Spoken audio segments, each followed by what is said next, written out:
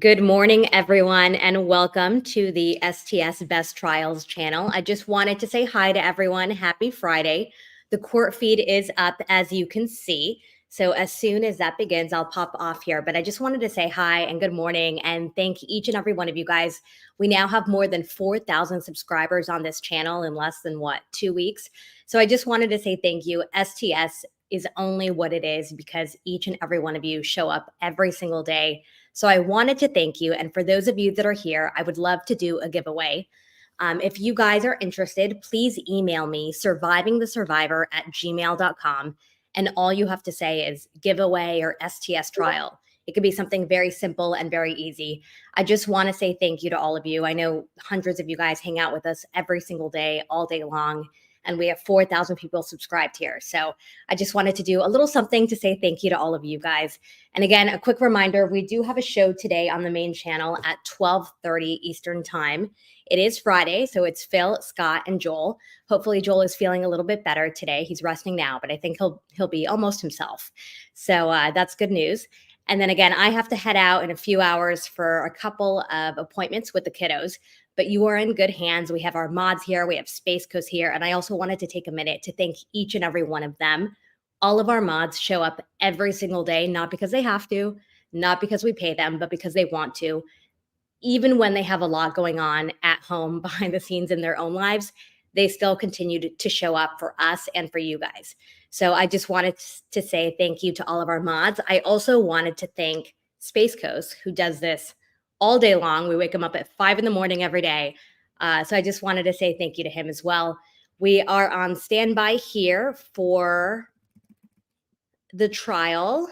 We have the feed up, but we're waiting for it to start. As you guys know, sometimes it runs a few minutes late. So we will keep this up for you. I'm going to hop off now, but I'll be in the chat. Thank you so much. Have a good day, everyone.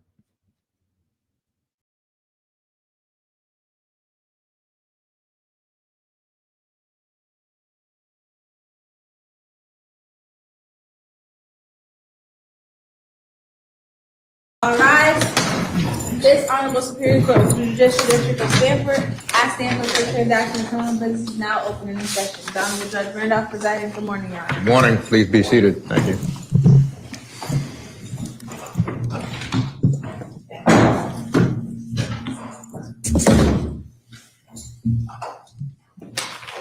We concluded yesterday, ended yesterday with Ms. Roy on the stand. Is she now available? Yes, Judge. Thank you. You can bring the jury in, please.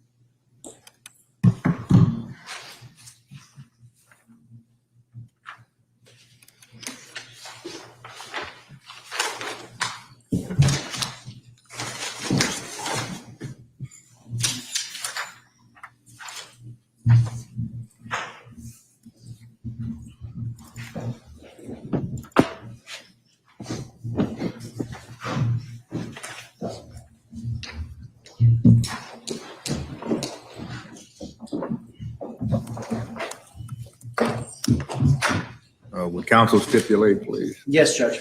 Yes, Your Honor. Thank you. Good morning, ladies and gentlemen. We continue this morning with the state's witness, Ms. Roy. She's being brought in now, Your Honor. Thank you.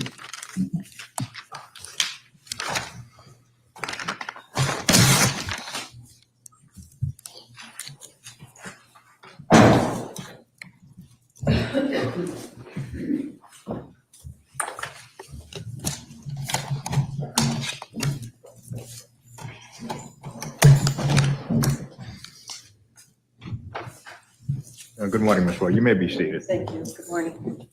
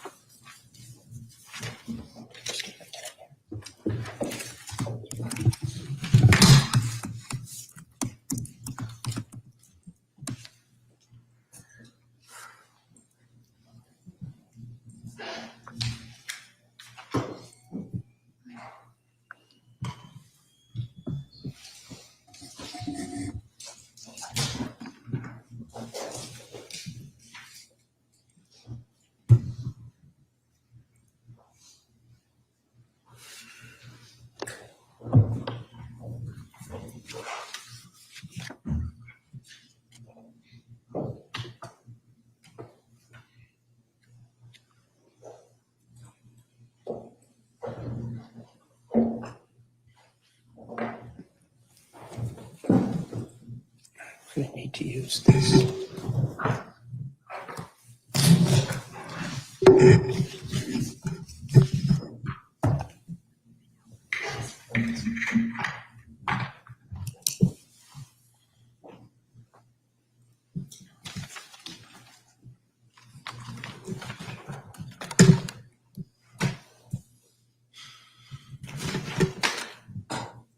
Good morning again. Good morning. So we're doing our own AV information again. So yesterday when we left off, I was about to ask you about 88-1, which was the garbage bag that was tied up. Is that correct? It's knotted. Knotted. Okay. But this is the item that you examined, correct? Correct. Now, I note that from your report that you did split some of the work from 88-1 between yourself and your colleague Anita Vonis, correct? There was, in the submission 88, I did not do all the work. Anita did some of the work. Did you undo the knot on this bag? No, I didn't undo it. Did someone else undo it? Did it arrive in this format as we see in this particular image, which is part of my defense exhibit R? Or was it number 408? Or was it in a different condition? It was knotted. This is a photograph of how I received it.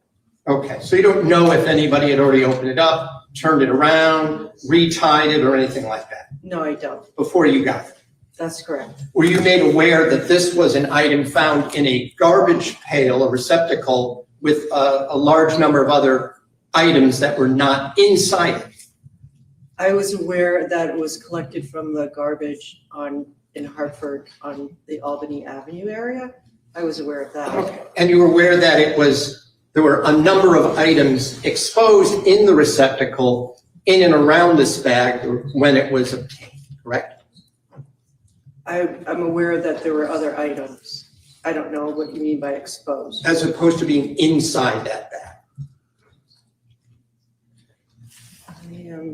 I just know that that bag came in submission 88. All right, so you don't know the condition it was in and what it was found amongst when it was retrieved by the state police. Is that a fair That's statement? correct. Okay. And you indicated that one of the things you do in the lab is you have to be very careful. You wear gloves, you wear a smock or some kind of lab coat, correct? Correct. And is that part of the reason to make sure you don't contaminate one item with another, right? Well, that's the reason we are covered up is that we don't want to get any of our biological material on the evidence. And of course, we don't want to expose ourselves to any hazards that may be on the evidence.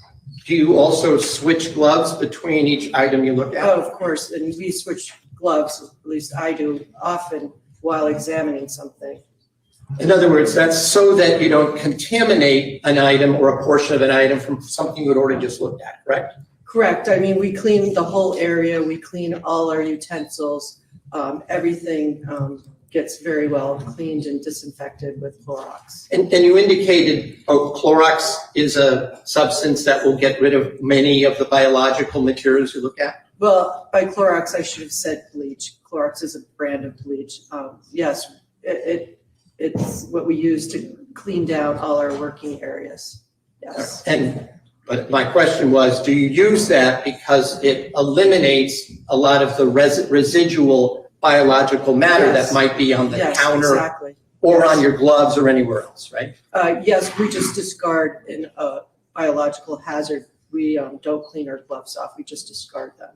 You indicated also that your concern, one of your concerns is not putting some of your own biological excretion, if you will, for want of a better word, onto the items you're examining, correct?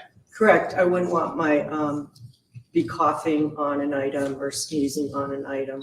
Or even getting some of your skin cells on it, right? Correct.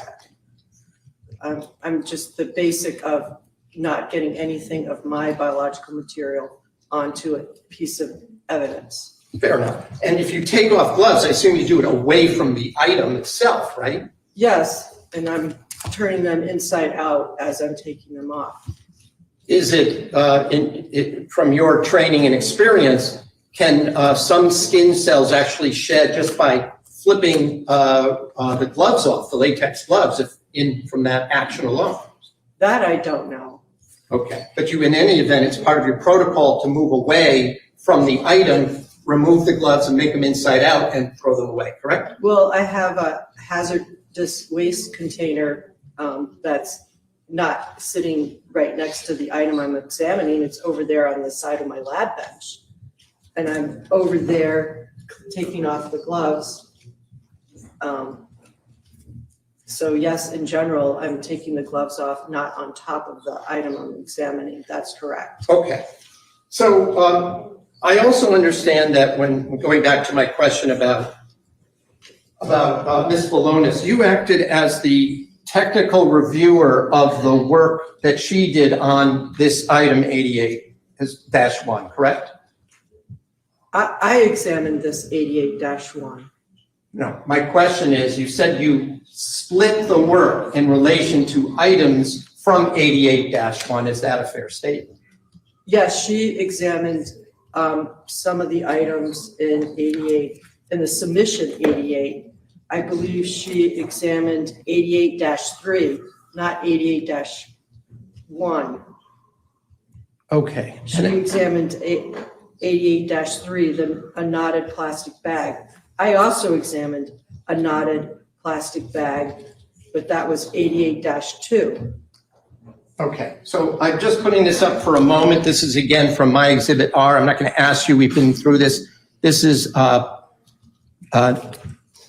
says page 184. It's my page 485 for these purposes, but this is the same form, the blood and touch evidence examination worksheet that we've talked about yesterday, correct? Correct. And again, if we look at the KM column and the KMOT, this is the screening column.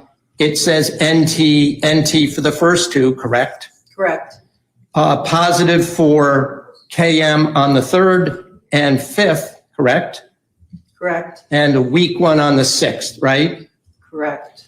But if we go to the next column, there was no human blood confirmatory test done on those items, correct? That's correct. Okay.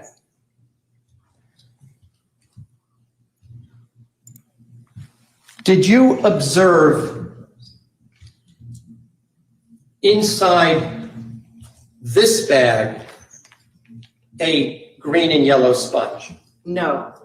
Was there another black bag, garbage bag, that you saw and at least were the technical reviewer of that Ms. Vonis opened? If I could explain something. Sure. So when the submission was originally opened, 88, there was a number of items within 88. So the latent print examiner itemized all those items that were found in 88.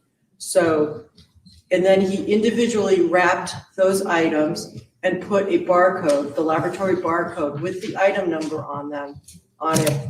And that was how we could, the work got distributed without us having to exchange the mother package submission and us each going in and out of that submission. So I did not see that sponge come out of the submission 88. Now, I did review, as a technical reviewer, Anita's report that she wrote up of the sponge. That's correct. Okay, so let me just break that down a bit. 88 was identified as whatever came in toto from that particular garbage receptacle from Albany Avenue. Is that a fair statement?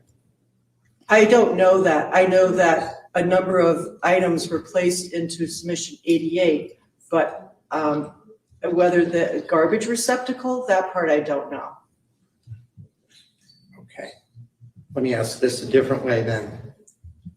You did not break it up into 88-1, 88-2, 88-3, or any other 88-other number, correct? Somebody else did that. That's correct. Did you, and the reason I'm asking this is, was there more than one green and yellow sponge recovered from item 88?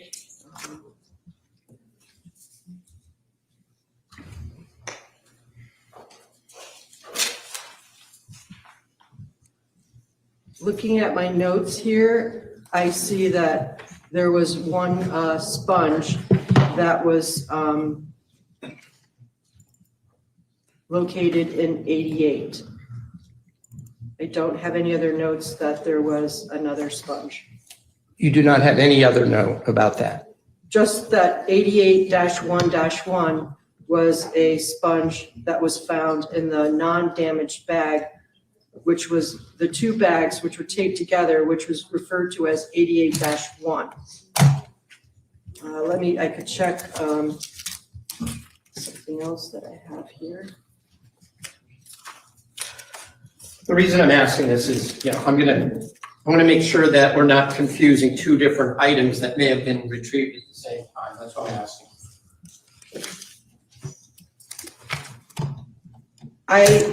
I only have notes on that there was, within submission 88, there was one sponge, which was itemized as 88-1-1. Okay, so you just indicated that it was an 88-1, not 88-2, correct? It's 88-1-1. Did you at least, you testified that you examined 88-1, correct?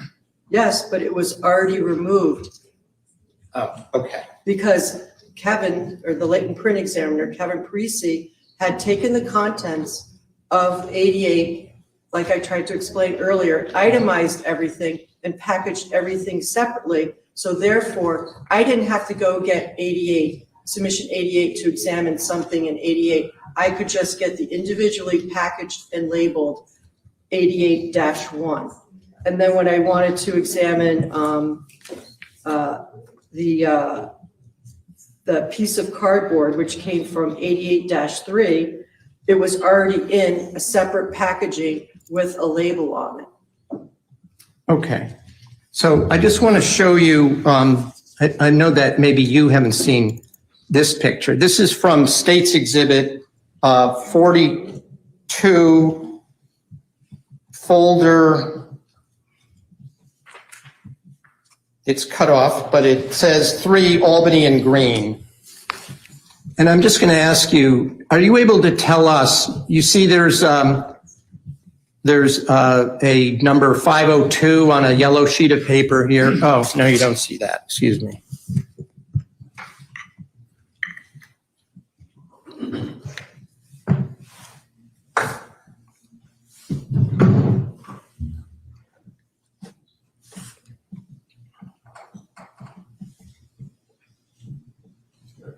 All right, if you now could look at the screen, you see there's a number 502 next to what appears to be a green and yellow item next to the word green in this image. This is 7-275 in State's Exhibit 42.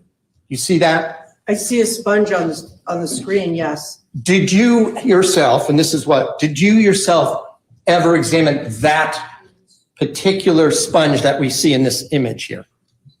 No, I never examined a sponge in this case. Okay, and I want to be clear. Do you know whether there were two sponges recovered at the same time or in the same trash receptacle? I don't know. Okay.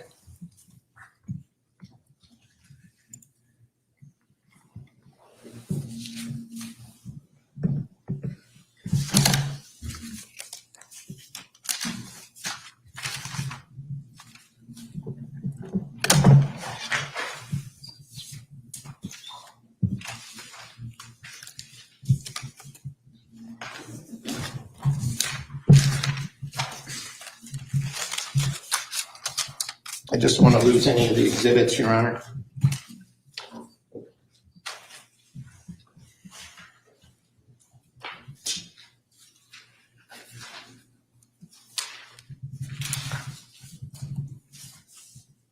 You also testified yesterday that you did some testing on a swab or a cutting from a cover of a car seat. Is that correct?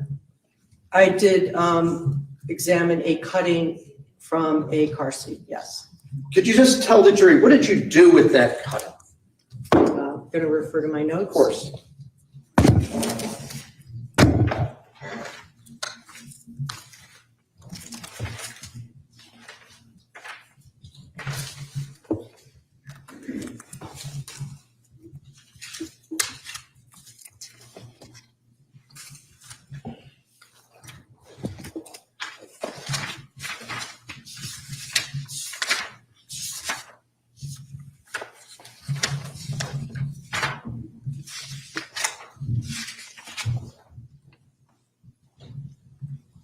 So it was a cutting of black upholstery type fabric with a foam backing, and there was an area on the black side that was circled.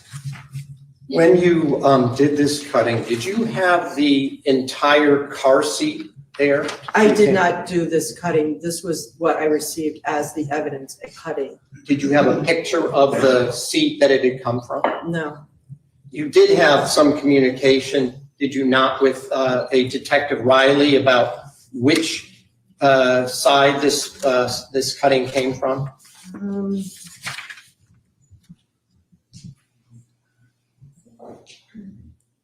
I might have, I don't recall. I'd have to find, if I could find that. Would reviewing a email between, that you may have been Yes. involved in, assist you in Yes, in refreshing your memory? yes, it would. All right, I'm just gonna have this marked for ID, please.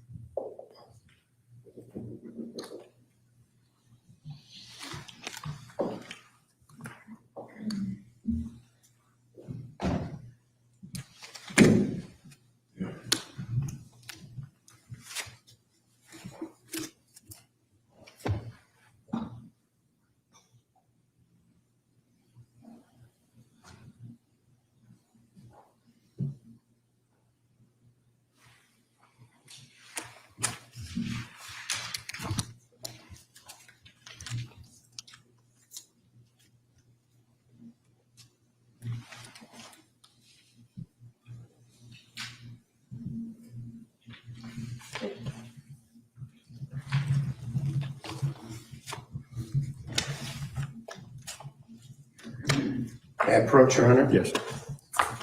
Showing you what has been marked as Exhibit F for identification, I'm just going to ask you to review this two-page document, and I'll just note, you recognize your initials on there?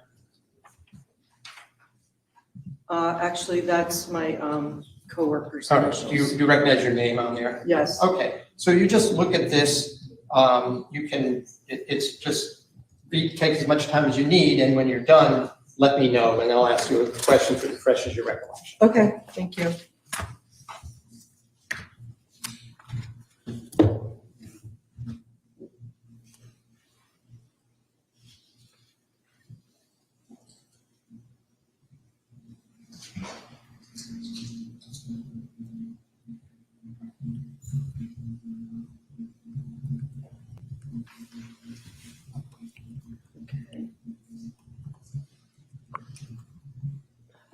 that refresh your recollection as to whether you were privy to any communication about the location of the seat being either left or the passenger or the driver's side?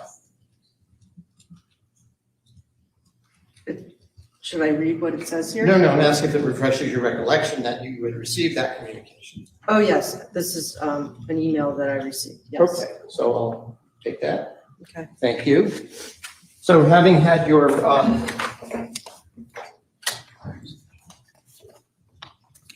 memory refreshed, do you recall that the police were unable to determine whether the seat cutting that you received was from the passenger or the driver's side? That's correct. You said it had a sponge rubber backing, correct? A foam backing. Foam backing, a soft foam? Is that what you meant by that? Like upholstery, that little thin layer of foam? Yes. Okay. And upholstery foam is absorbent, isn't it? As is cloth, yes. There was no, you did not see any visible sign of any staining of any sort on it, correct? On this entire piece, no. There was none at all, right? None on either side. So if somebody had identified it as a blood-like stain, you saw nothing to support that, correct? Visually, no. With my unaided eye, no. And you looked at both the front upholstery side, right? Yes, And the backside with the foam on it, right? that's correct.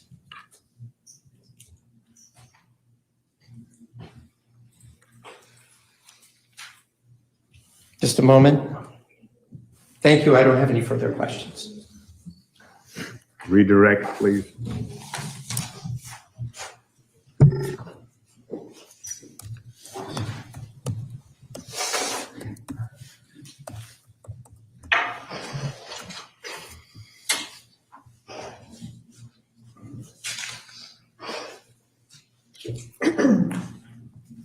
Good morning. Good morning. Yesterday, you were asked on cross-examination about whether or not you had performed confirmatory blood tests on a number of swabs in this case. Do you recall that line of questioning? Yes. And I believe during your answer, you indicated that the information received from the DNA unit would be a lot more individualized. Yes. Could you just explain to the jury what you meant by that? Well, if I did a confirmatory test for blood, it would either say human blood was present or that human blood was indicated.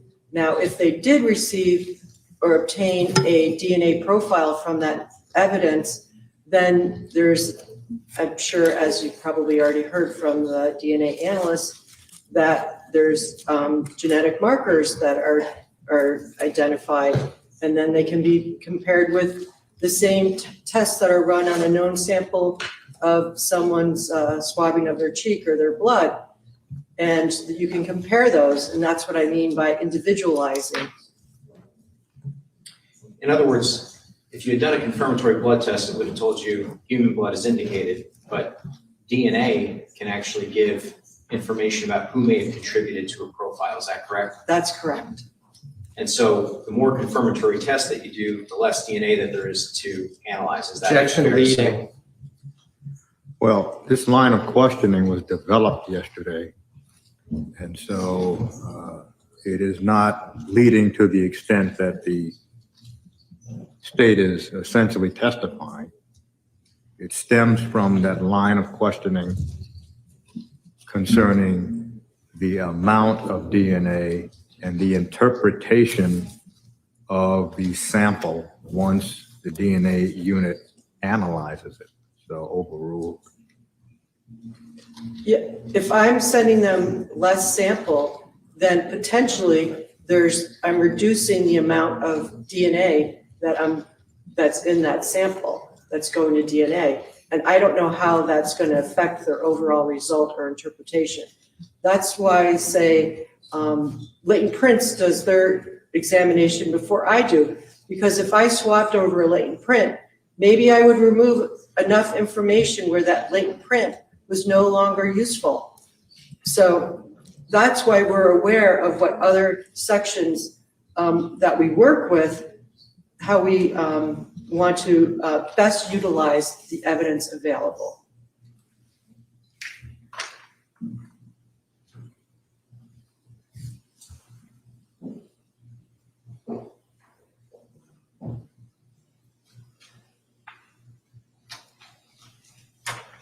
You mentioned on cross-examination that you use bleach to clean your bench area in between each item. Why use bleach?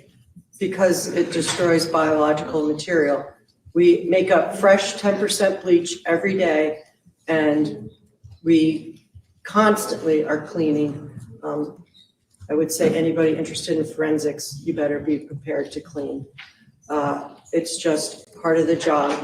Clean your work area, clean what you're using, and just everything has to be maintained clean.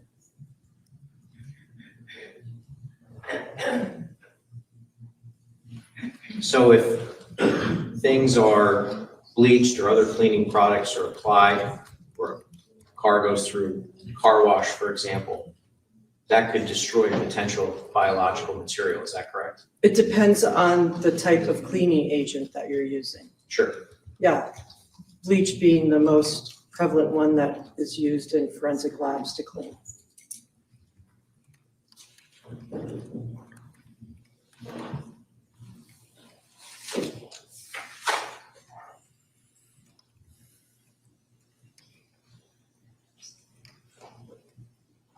Thanks a moment, Your Honor. Yes.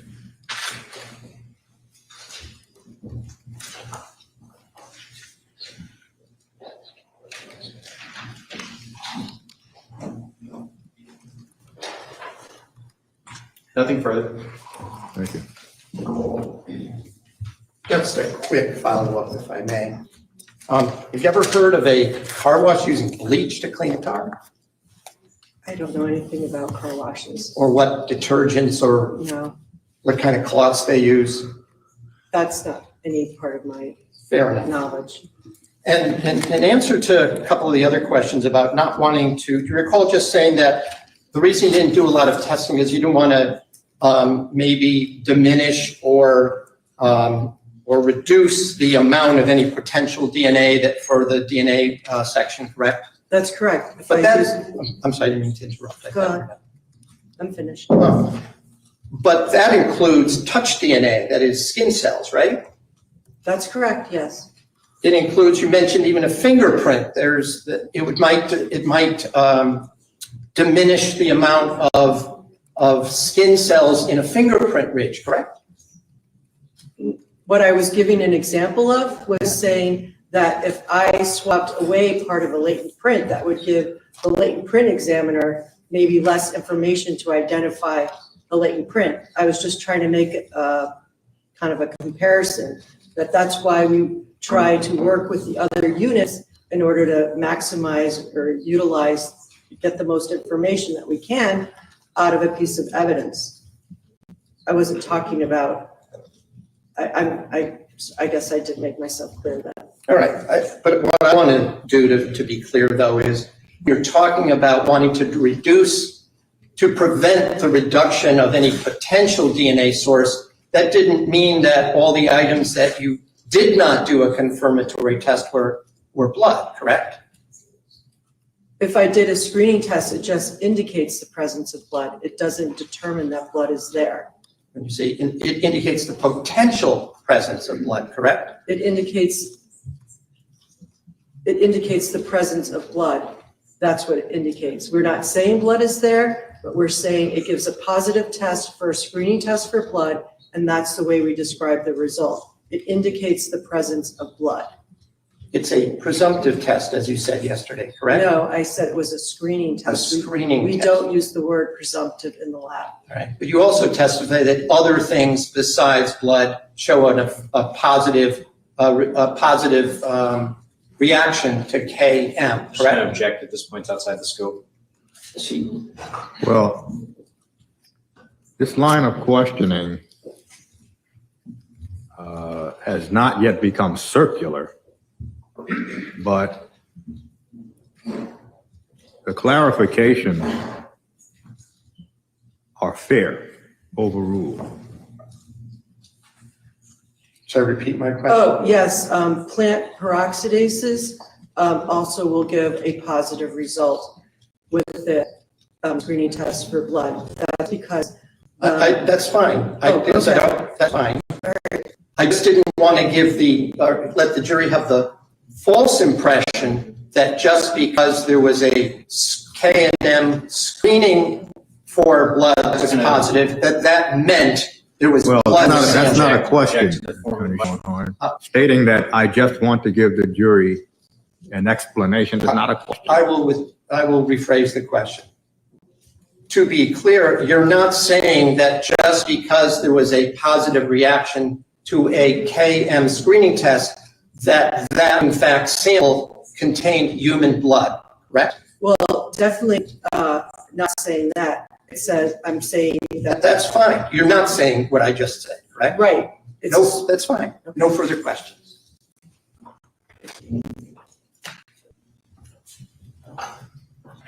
You were asked on cross-examination just now about car washes using bleach. I wanted to ask you, could vacuuming a surface potentially remove biological evidence from that surface? Well, Your Honor, that's definitely outside the scope of Well, cross. now we're talking about what goes on at the car wash. Again, the term car wash doesn't open every door. Sustained. I have nothing further, Judge. Nothing else, sir. Well, you may step down. Thank you.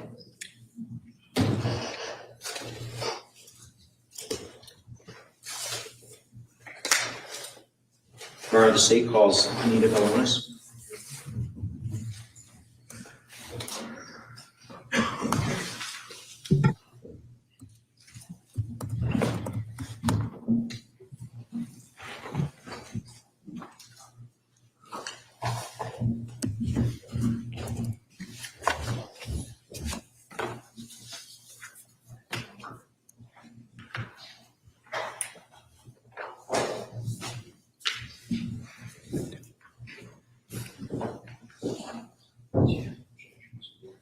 Oh, this is what you did yesterday, correct? Yeah, no. This is the updated version, because I have this thing. Oh, that's the interview.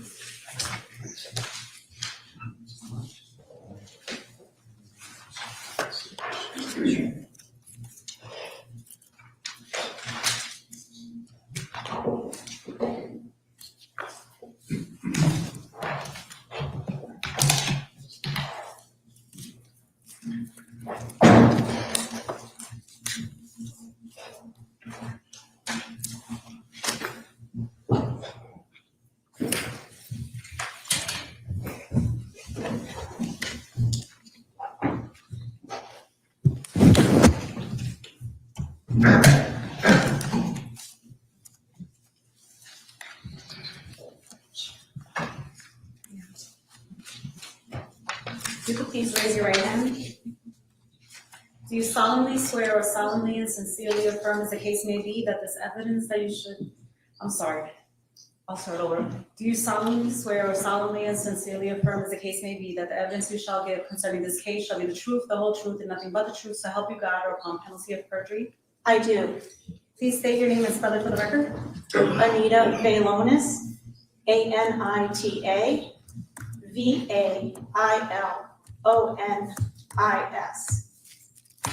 Thank you. As long as you may be seated.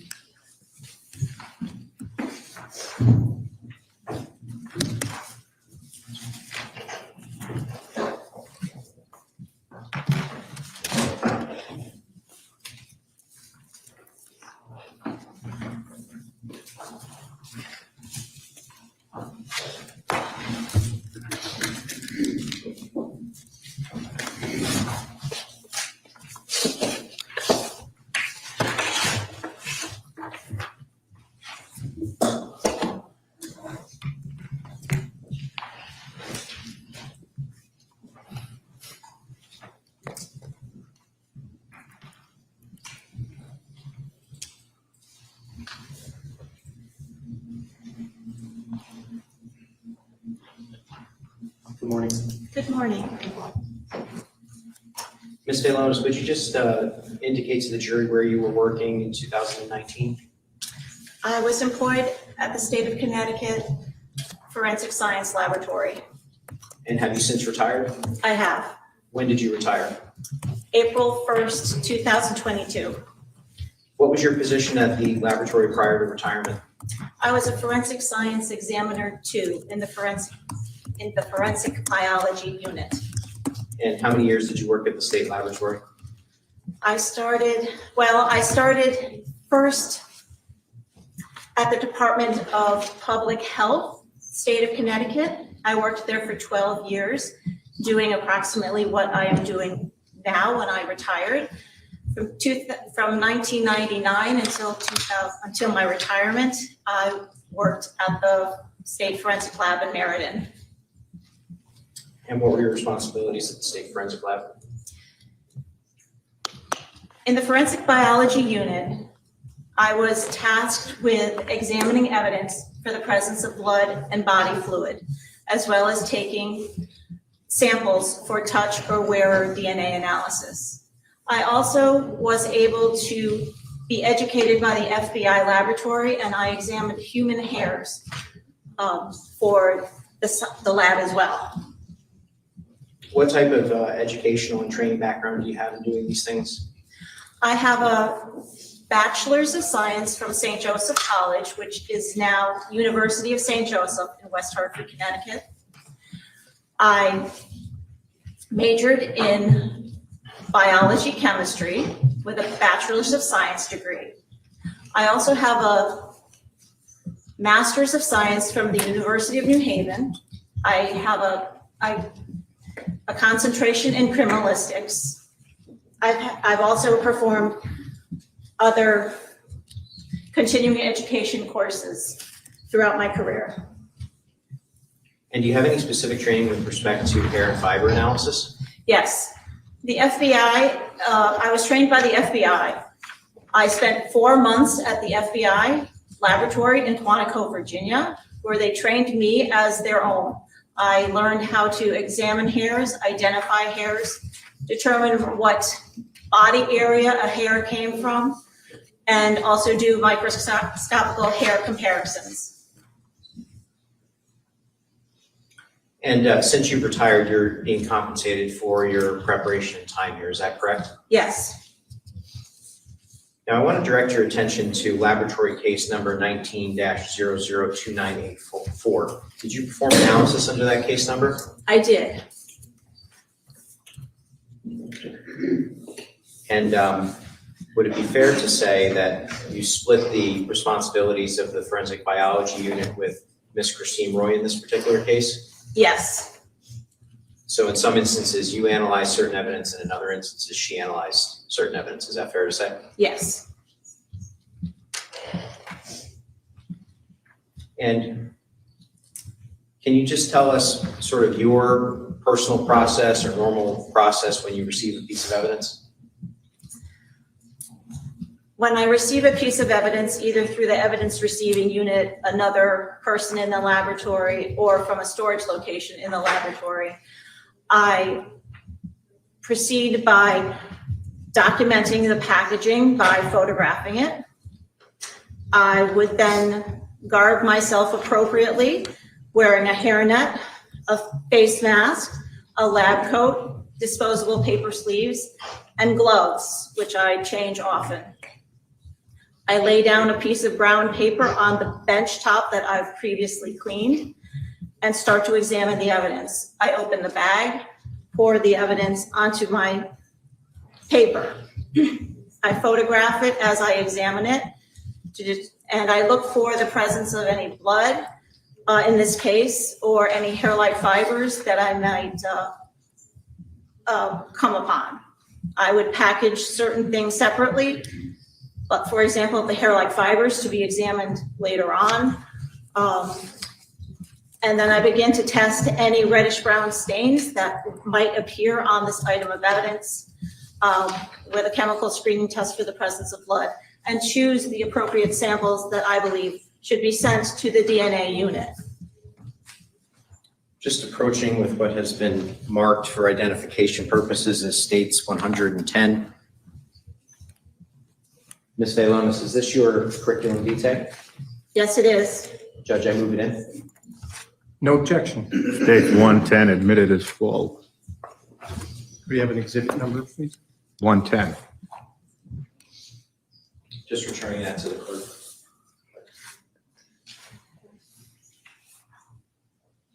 Your Honor, at this time I have what has been pre-marked for identification as Exhibit 111, which is a paper copy of thumbnail photographs, and 111A, which is a DVD with the name Anita Velonis on it.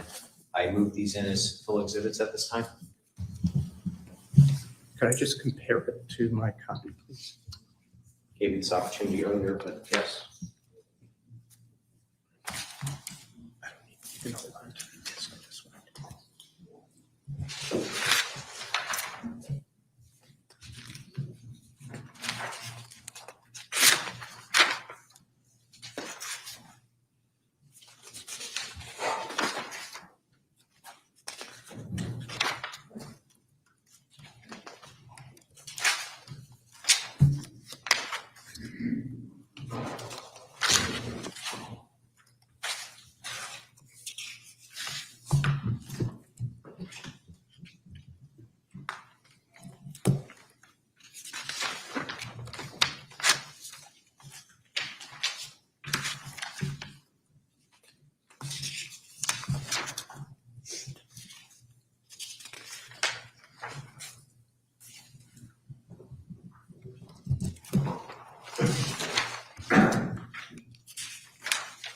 I have no objection. That's 111 and 111A Yes, sir. admitted as full. And Your Honor, similar to yesterday, I would just ask for the court's permission to be able to proceed with the examination seated so that I can see the screen a little bit better. Yes.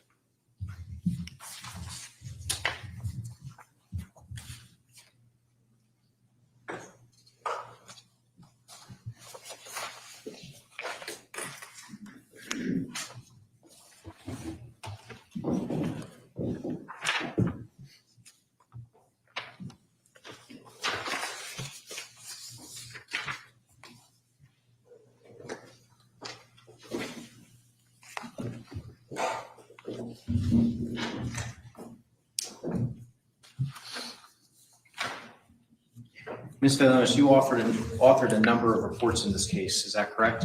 Yes.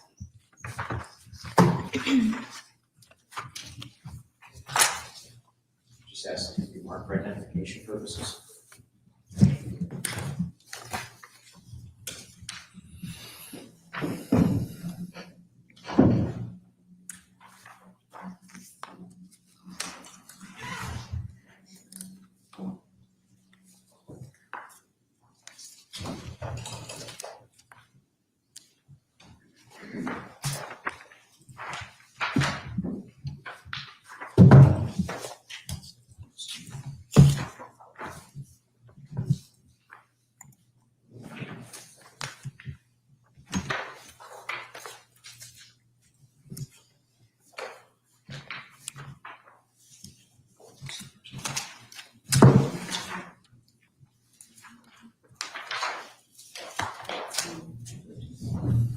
I'm approaching what has been marked for identification as exhibits 113 through 116. I'm just going to hand these to the witness. Ms. Velonis, if you need to refer to these at any point, they're available to you. Although I know you brought your own notes, is that correct? That's correct. I hear that was for identification. I don't know if I heard the, Well, they're marked for identification. right.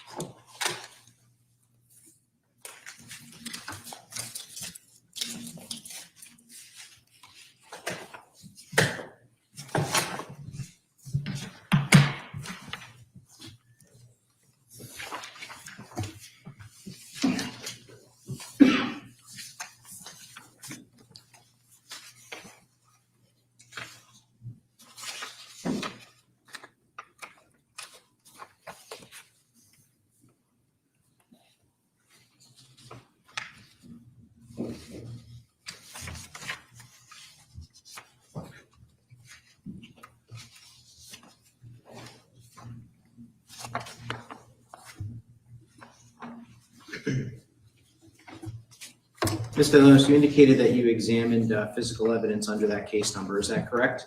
That's correct. And we've learned, well, the laboratory, when evidence is submitted, gives it its own submission number. Is that correct? That's correct. And so that submission number does not necessarily match a police agency exhibit number. Is that fair to say? That's correct. You, however, refer to things by the submission number at the lab. Is that correct? Yes, And then subsequently, there could be even sub-submissions under that number. Is that fair to say also? yes. Okay.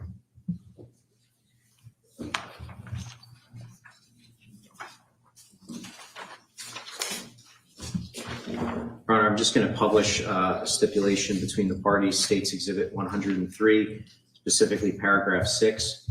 And would you read it slowly, please? Yes, sir. Thank you. State Police Exhibit 502E, seized from Hartford by Sergeant Kevin Duggan on May 31st, 2019, and identified as one pair of black husky gloves contained within State Police Exhibit 502, seized from the scene, corner of Albany Avenue and Green Street, Hartford, Connecticut, was subsequently submitted to the Division of Scientific Services and designated as submission number 62.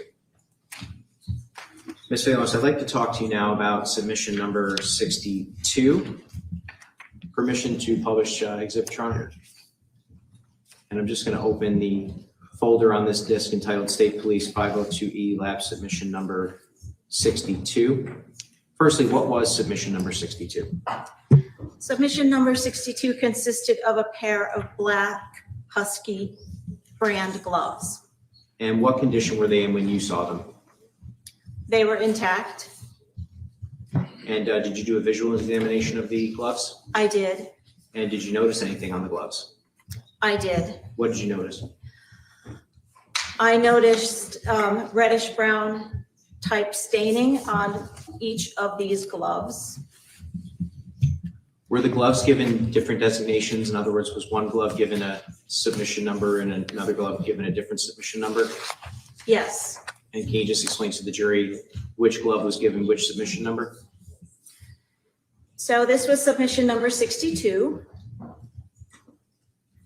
And I designated the left glove as 62-1 and the right glove I designated as 62-2. And I'm just going to display the first photograph in this folder, Lab 62-1S1. Ms. Dulos, can you see that on the screen in front of you? I can. And can you just tell the jury what we're looking at here? We are looking at sub-item number 62-1, the left glove. And can you just explain what, if any, action you took with respect to this particular glove? Yes. The first thing I did was I collected wearer DNA from the interior of this glove. I took a sterile swab, applied some sterile water, purified water, and rubbed the inside palm area of this glove. I preserved that sample and I labeled that as sample number 62-1S2, wearer DNA. And you're referring to it as wearer DNA. Does it have any other names? It can also touch DNA. They're both fairly synonymous. Okay. And specifically, I want to direct your attention now to 61S1. Was that a swabbing of the interior palm side? It's actually 62-1S1. It's a little cramped on the photograph. I apologize for that, but that is in fact a designation of where I took the sample of the swabbing of the left glove interior palm side. And on the bottom of this photograph, there's an arrow with a notation. Is that the general area where you took the swabbing? The arrow is designating the interior of the glove. Clearly, I can't point to the actual area, but it was meant to imply that I swabbed the interior of this glove on the palm side. And so because you tested, or excuse me, because that swabbing was for wearer DNA, as you call it, you did not do any presumptive or screening blood tests or anything like that on that particular swab. That's correct. I want to direct your attention now to 62-1S2. Can you just indicate to the jury, this is photograph lab 62-1S2 and 62-1S3, just beginning with the top photograph, and I'll zoom a little bit. Can you just indicate for the jury what we're looking at in the photo on the left-hand side of the top half of the photograph? Yes, the image on the top left of this document is a photograph of the back side of the glove, the Husky logo on the back side of the glove. And did you notice anything on that particular logo? Yes, I noticed some reddish brown staining. And because you noticed reddish brown staining, did you take any action with respect to that area? I did. What did you do? I tested a portion of that reddish brown staining with a chemical screening test for the presence of blood. I obtained a positive result indicating the presence of blood. And then with respect to 62-1S3, and again, just to be clear, this is all still with the left glove, is that correct? That's correct. And I'd also like to add a little bit more to that photograph, Sure. if I may. So the sample that I did collect, I labeled as 62-1S2. I erroneously labeled it on the photograph here as 61-1S2, but clearly it is 62-1S2. There is no sample in this case that is a 61-1S2. And now directing your attention to the bottom of the photograph.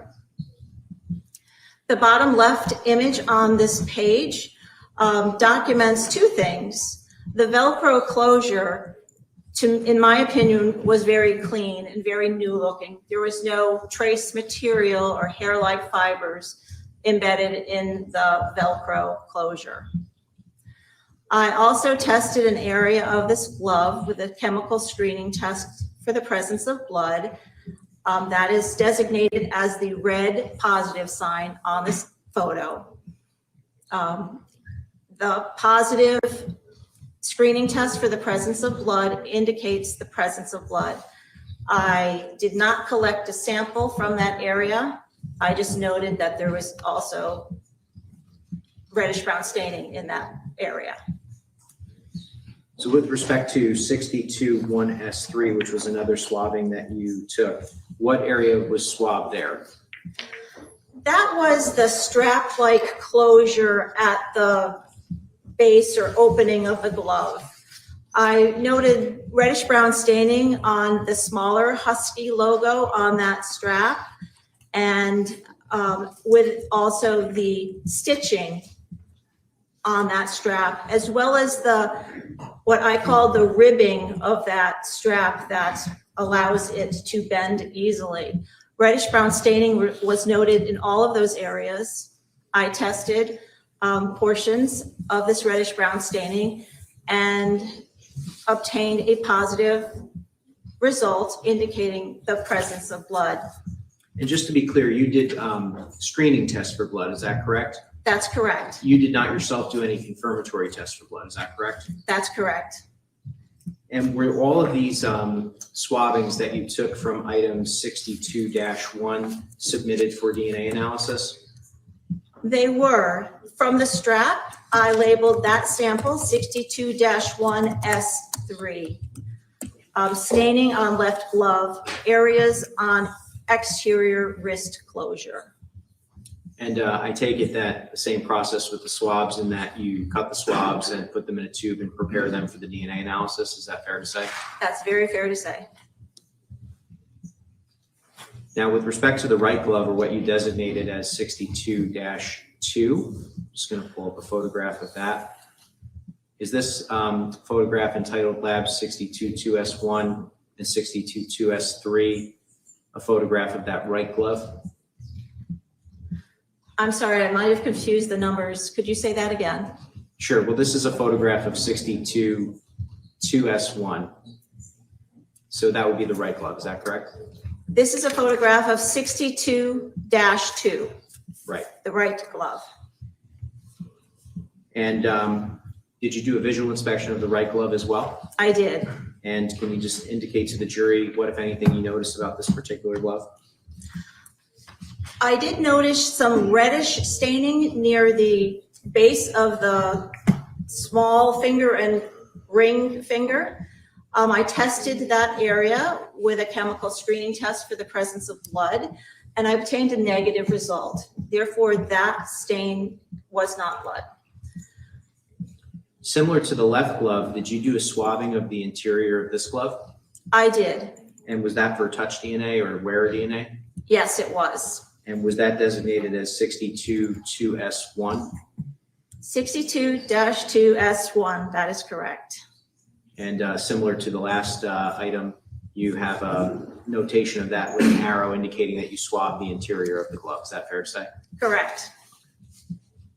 And since it's displayed in this photograph, I'm going to just jump ahead to 62-2S3.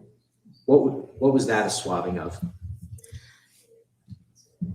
Sample 62-2S3 was a swabbing of some of the stitching on the wrist closure. That area I tested with a chemical screening test for the presence of blood. I obtained a positive result indicating the presence of blood. And is that area that you swabbed displayed in this particular photograph and outlined? Yes, it is. It is outlined in red, the wrist closure, tip of the wrist closure stitching. That's where the mouse is that correct? That's correct.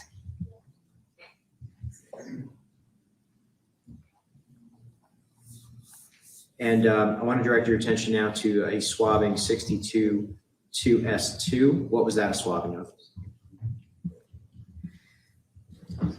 I observed reddish brown staining on the back of this glove on the Husky logo, identically to the left glove. The reddish brown staining I tested with a chemical screening test for the presence of blood. I obtained a positive result indicating the presence of blood.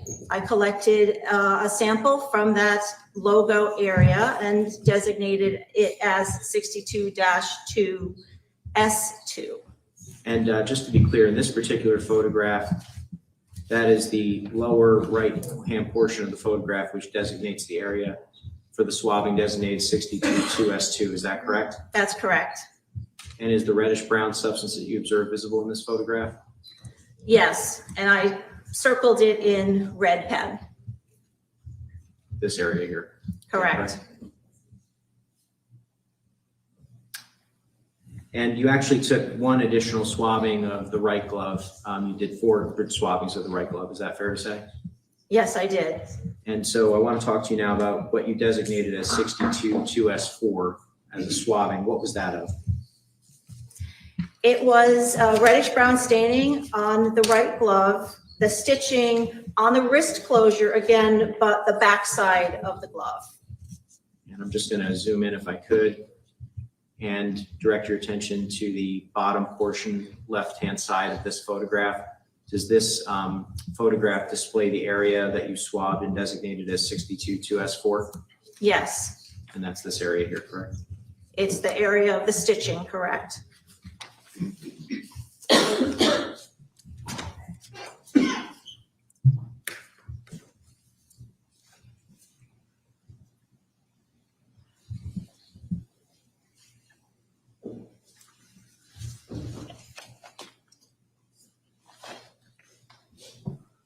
Just going to publish a stipulation to the jury, Your Honor. This is State's Exhibit 103, specifically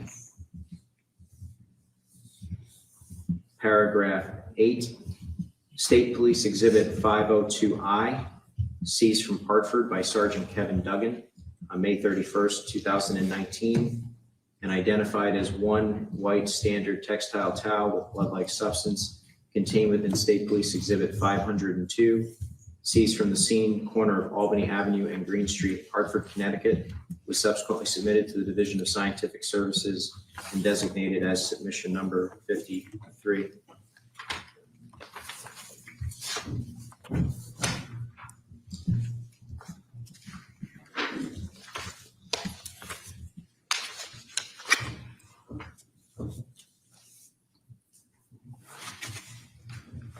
Did you perform any analysis on a sub-item of 53? Yes. What was that of? I examined sub-item 53S3, which was designated as trace material from towel. And just displaying the photograph entitled Lab 53S3-1. Can you just explain to the jury what we're looking at here? You're looking at a series of photographs I took during my examination of a hair-like fiber that was enclosed in 53-3. And who actually recovered this particular fiber? If you, Christine Roy, okay, and so she ended up retaining it and then you analyzed it later? yes. Did you do any analysis of this particular fiber or hair to determine what exactly it was? I did. And what was it? I determined that this hair-like fiber was in fact a human hair. And you had mentioned that you have some training in this area. Can you just walk the jury briefly through the process for how you make a determination as to whether or not something is human origin? Yes. When I obtain trace material, a packet from an item of evidence, it may contain anything that we designate as trace material. It could be a hair, a fiber, glass, soil, mineral matter. All of this is contained within the trace collection. I remove anything that I believe is hair-like and I separate it out. I intend to examine that item microscopically. The questions I ask myself really are, is this a hair?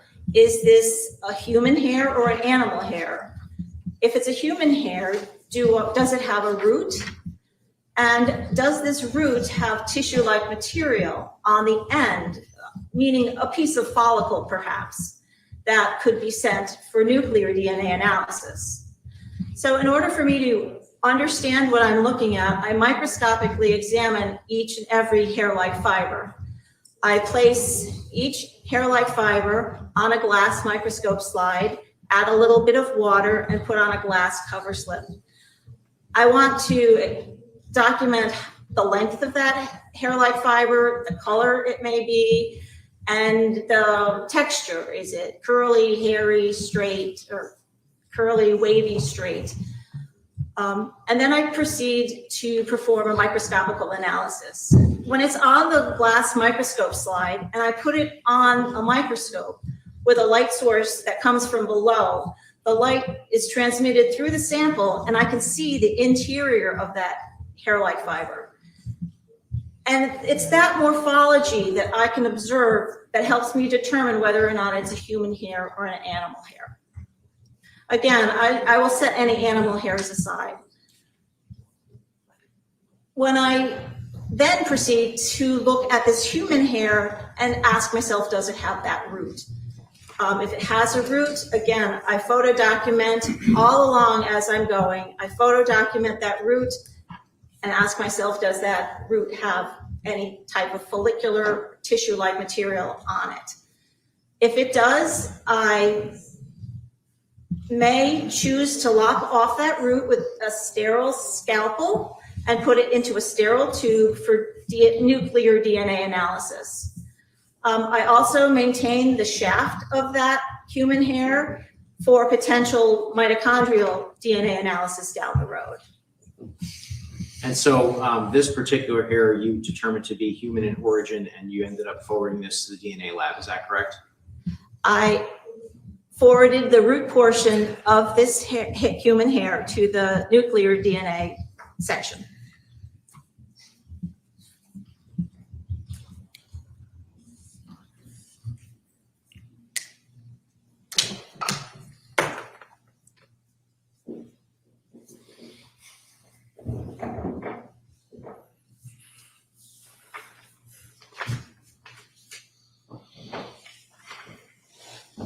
This is State's Exhibit 104, Your Honor. Specifically, paragraph 9, State Police Exhibit 363, seized from the Toyota Tacoma by Detective Matthew Riley on August 27, 2019, and identified as one interior door panel from right door, was subsequently submitted to the Division of Scientific Services and designated as submission 99. Now, Ms. Vonis, you did not actually examine submission 99 yourself. You examined trace material from submission 99. Is that correct? That's correct. Christine Roy did the initial examination of 99. Correct. And she identified trace material that was either hair or fiber-like object and designated as 99S14. Is that correct? Yes. All right. And I'm just going to display within the folder State Police Exhibit 363, Lab Submission 99S14, specifically a photo lab 99S14.1. Was this the item that Ms. Roy found? This was one of the items in the trace collection that she found, yes. And specifically, this was designated as 99S14. And did you go through the same process in that you attempted to determine whether or not it was human in origin? Correct. And did you determine that it was? I did. And was that forwarded to DNA? It was the root portion of that hair.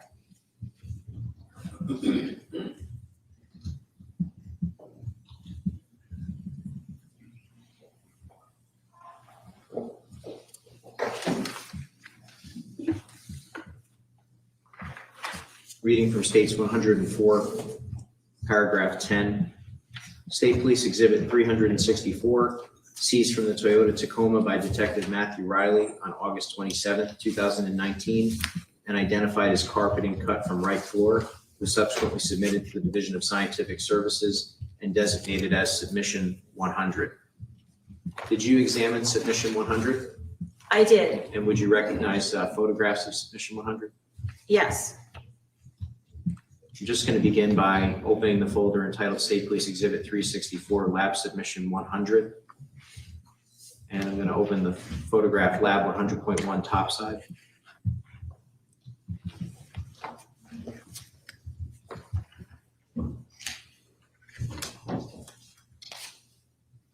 Can you just tell the jury what we're looking at here? It is submission number 100, and it consists of two pieces of carpeting. The first larger piece of carpeting that is displayed on the bottom, I designated as sub-item 100-1 and named it a brownish portion of vehicle interior carpeting. On top of that lies a smaller mat, which I designated as 100-2 and named it one vehicle floor mat. And now I'm going to display Lab 100.1 bottom side. Yes, that is the bottom side of sub-item 100-1. So you essentially took it, flipped it over, took a photograph of that side as well, correct? Correct. And specifically with respect to 100-1, the vehicle carpeting itself, did you take any swabbings of it? I did. And specifically, what areas did you swab? This is an image of a part of the sub-item 100-1. It has the floor mat removed from it. I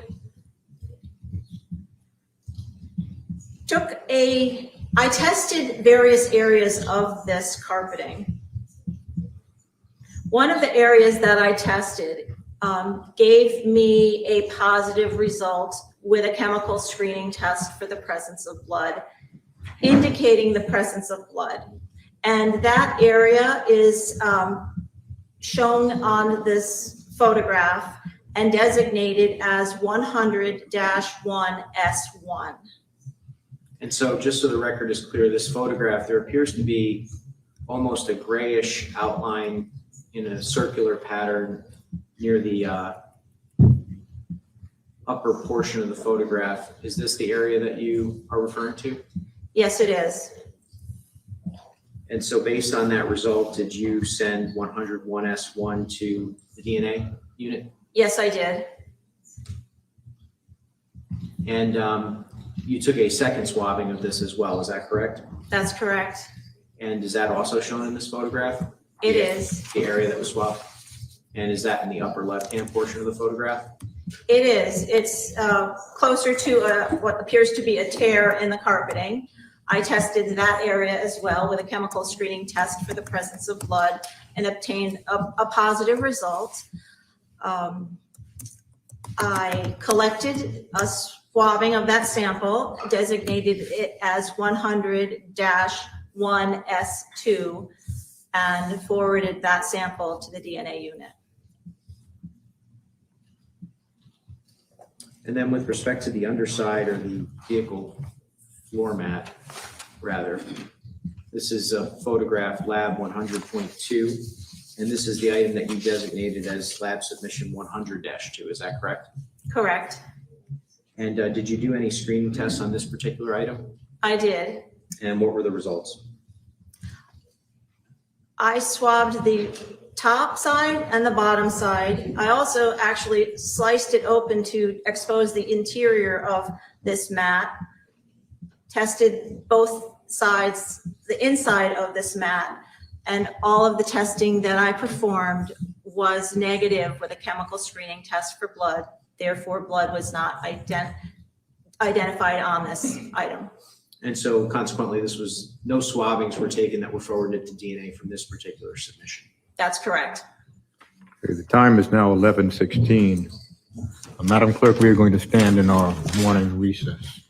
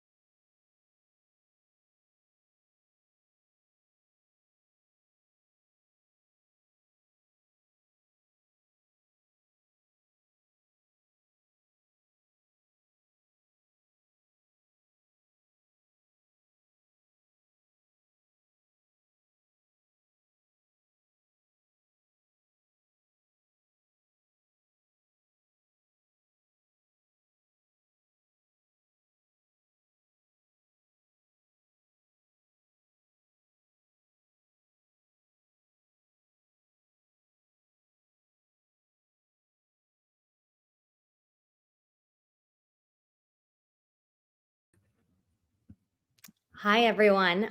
Just wanted to thank all of you guys for being here.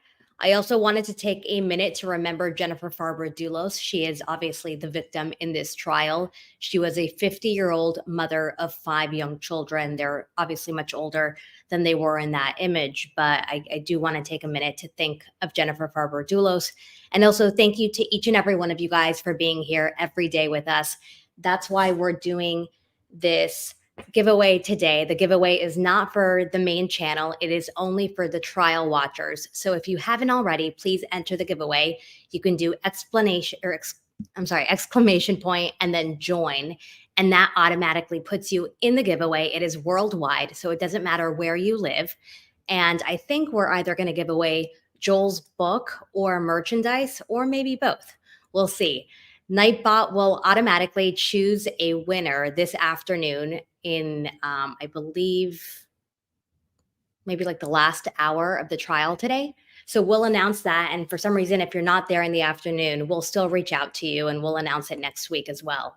And the giveaway winner is also going to get an official friend of the show shout out, even though you guys are obviously all friends of the show. So I just wanted to clarify that. I want to thank all of you guys. I actually have to race out to pick up my kids and take them to appointments. But Space Coast is here, our mods are here, and all of you guys are here. So thank you, STS Nation. I appreciate it. Just quick reminder, in about an hour at 12:30, Joel is going live with Phil and Scott. And I believe they're talking about the new details in the Chiefs fans that were found frozen. There are some new details there. And then, as you guys know, they'll probably discuss a lot of interesting cases. You know how that show goes. All right, guys, have a great weekend. Thanks so much.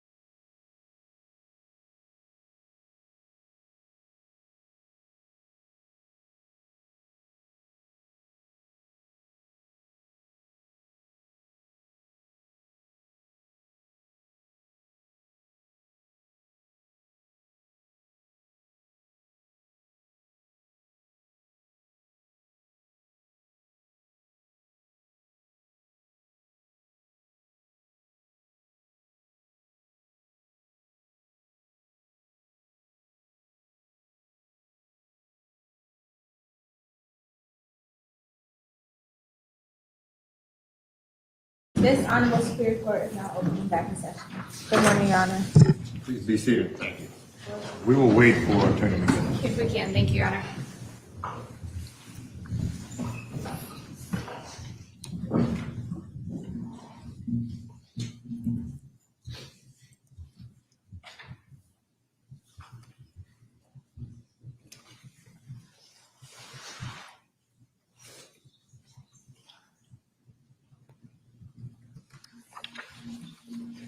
While we're waiting, I don't know if that's what Mr. McGinnis is doing, but I'll note that I was given a very large, almost 600-page download from the lab, and I believe the witness has certain documents that were not in that. So I think he's either looking to download it for me, or at the lunch recess, I think they'll just make a color copy. It's like 4 or 5 pages, but it's something I would be asking about. I didn't know she had the actual images with her. Just letting the court know. Thank you.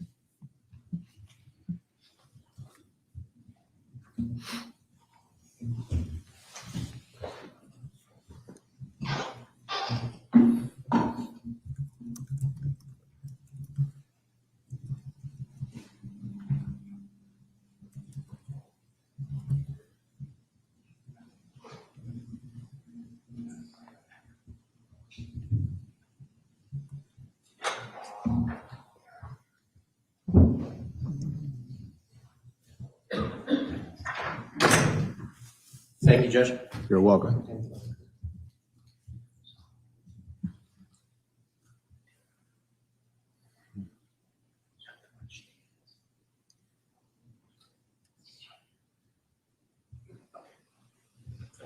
I'm ready to proceed, Judge. Yes.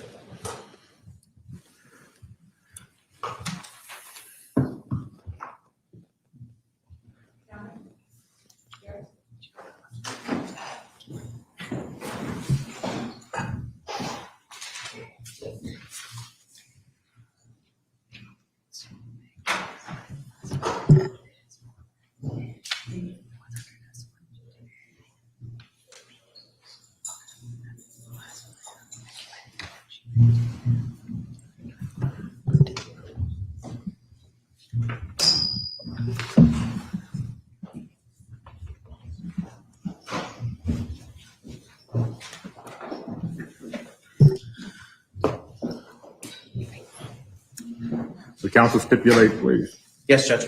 Yes. Thank you.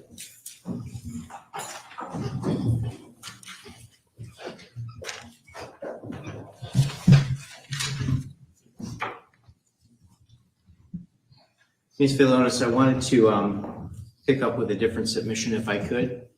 Yes. So I'm just going to read a stipulation to the jury. This is from States 103, specifically paragraph 2. State Police Exhibit 502A, seized from Hartford by Sergeant Kevin Duggan on May 31st, 2019, and identified as one clear plastic bag with blood-like substance contained within State Police Exhibit 502, seized from the scene, corner of Albany Avenue and Green Street, Hartford, Connecticut, was subsequently submitted to the Division of Scientific Services and designated as submission number 50. Ms. Velonis, you did not work on submission 50, but you did examine trace material that was seized from submission 50. Is that correct? That's correct. So I'm just going to open the folder, State Police Exhibit 502A, Lab Submission 50, and specifically the photograph entitled Lab 50S11. Can you just indicate to the jury what we're looking at here?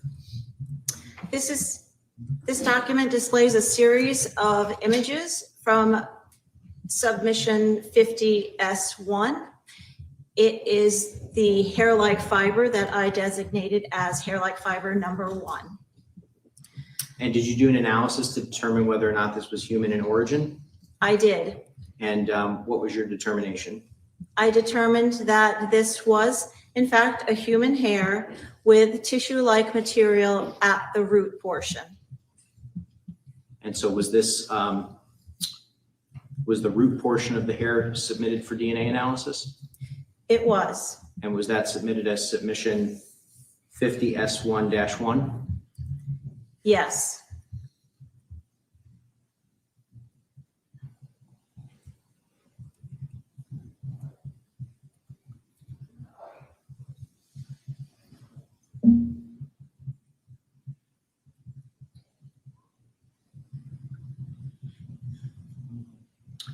Paragraph 3 of that same stipulation, Your Honor, states 103. State Police Exhibit 502B, seized from Hartford by Sergeant Kevin Duggan on May 31st, 2019, and identified as one clear plastic bag with blood-like substance contained within State Police Exhibit 502, seized from the scene, corner of Albany Avenue and Green Street, Hartford, Connecticut, was subsequently submitted to the Division of Scientific Services and designated as Submission 51. And Ms. Vonis, once again, you did not examine Submission 51, but you did examine an item which was removed from Submission 51. Is that correct? That's correct. And can you just describe the item for the jury?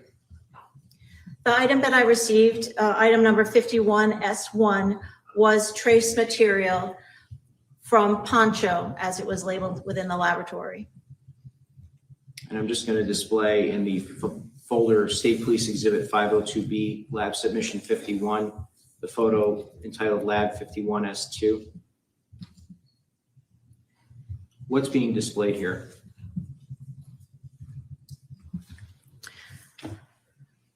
I'd like to make a correction. I was looking at the wrong worksheets. Oh. This was 51S2, hard whitish material with reddish brown staining crust. And did you take any action with respect to this item? I did. What did you do? The first thing I did was remove any of the reddish brown material from this item of evidence. There was also a hair-like fiber attached to this item of evidence. And Christine Roy, who examined the mother item, asked me to just photograph it without the reddish brown staining for documentation purposes. Later on, I was tasked to prepare it to be outsourced to another laboratory. That's when I took off the hair-like fiber, the reddish brown material.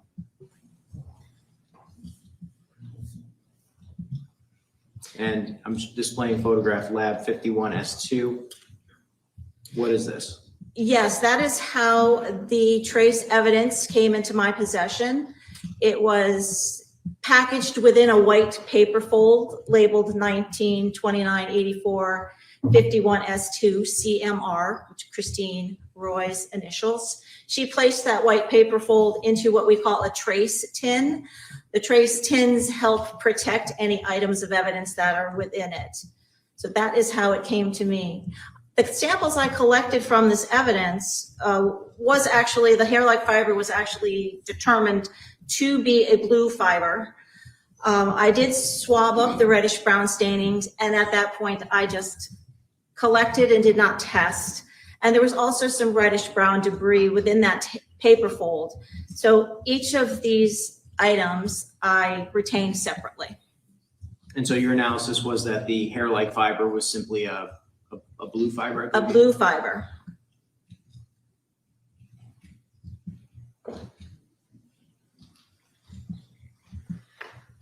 I'm just going to read the stipulation, paragraph 4. State Police Exhibit 502C, seized from Hartford by Sergeant Kevin Duggan on May 31st, 2019, and identified as one yellow and green kitchen sponge with blood-like substance contained within State Police Exhibit 502, seized from the scene, corner of Albany Avenue and Green Street, Hartford, Connecticut, was subsequently submitted to the Division of Scientific Services and designated as Submission 54.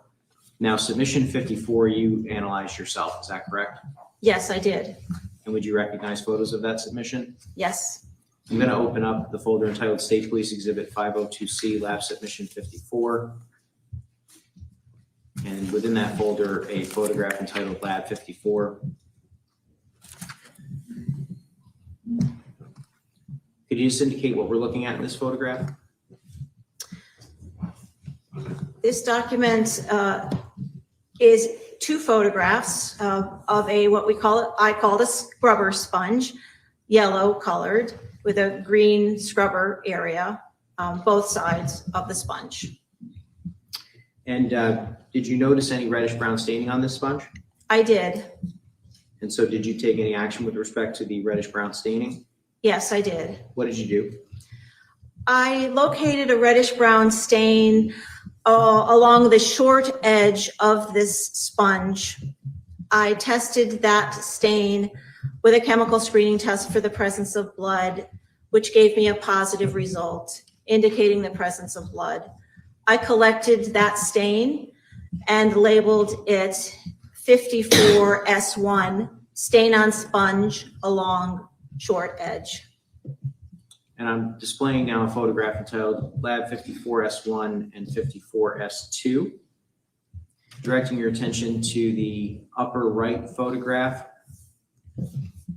Is that the general area where you collected swabbing 54S1? Yes, if you look at the left top photograph, you can see that I've labeled S1 with a line to the reddish brown stain. The top right photograph is a photograph of the sponge and the stain after I removed the stain. And did you notice additional reddish brown staining on the sponge? I did. And did you swab that particular area as well? Well, I collected another reddish brown stain close to the short edge of that sponge. I obtained a positive result with a chemical screening test for the presence of blood, indicating the presence of blood. I collected that stain and labeled it 54S2 and named it stain on sponge near short edge. Yeah, and perhaps I stand corrected. You actually submitted the material itself for DNA analysis. Is that correct? I did. Okay. And so it's not, you didn't swab it. You actually cut a piece of the sponge and put that in the tube for DNA analysis. Is that right? That's correct. So I just want to direct your attention now to the bottom left-hand photograph. Is that the area where you removed 54S2 where your scissors are pointing here? Yes. Okay. And then to the right, at the end of the arrow depicted in the photograph, is that what you removed from the sponge and designated as S2? Yes.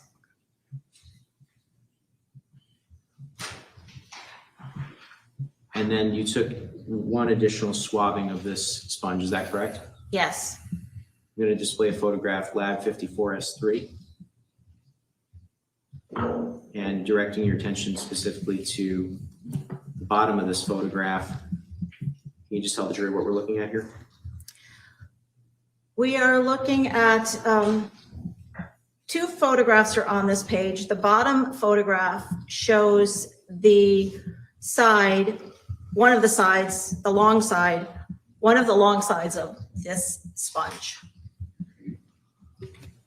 And is the area that you designated as swabbing 3 depicted in this particular photograph? Yes.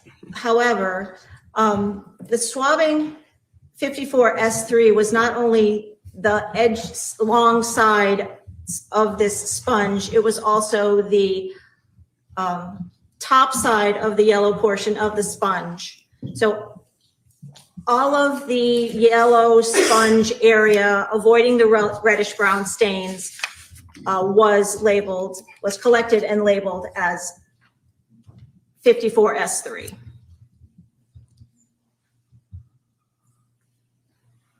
And so I'm now displaying Lab 54 again. This shows the entirety of the yellow area. Is that correct? That's correct. And you avoided the areas which you had previously collected for additional testing. Is that right? And any additional reddish brown staining I might have noticed, yes. And were all of those swabbings submitted for DNA analysis?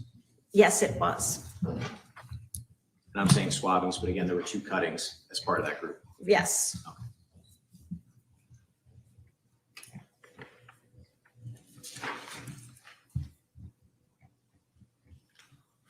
Just going to publish the stipulation, paragraph 5. State Police Exhibit 502D, seized from Hartford by Sergeant Kevin Duggan on May 31st, 2019, and identified as 1 black rubber and fabric glove with dirt-like substance contained within State Police Exhibit 502, seized from the scene, corner of Albany Avenue and Green Street, Hartford, Connecticut, was subsequently submitted to the Division of Scientific Services and designated as submission 61. Ms. Valonis, did you work on submission number 61? I did. I'm just going to open the folder entitled State Police Exhibit 502D Lab Submission 61. And I'm going to display the photograph entitled Lab 61S1 through 61S3. Ms. Farber, can you just indicate for the jury what we're looking at here? This is a black, light-duty gardening type glove as I described it. It has fabric on the back and a sort of rubber-like palm and finger area.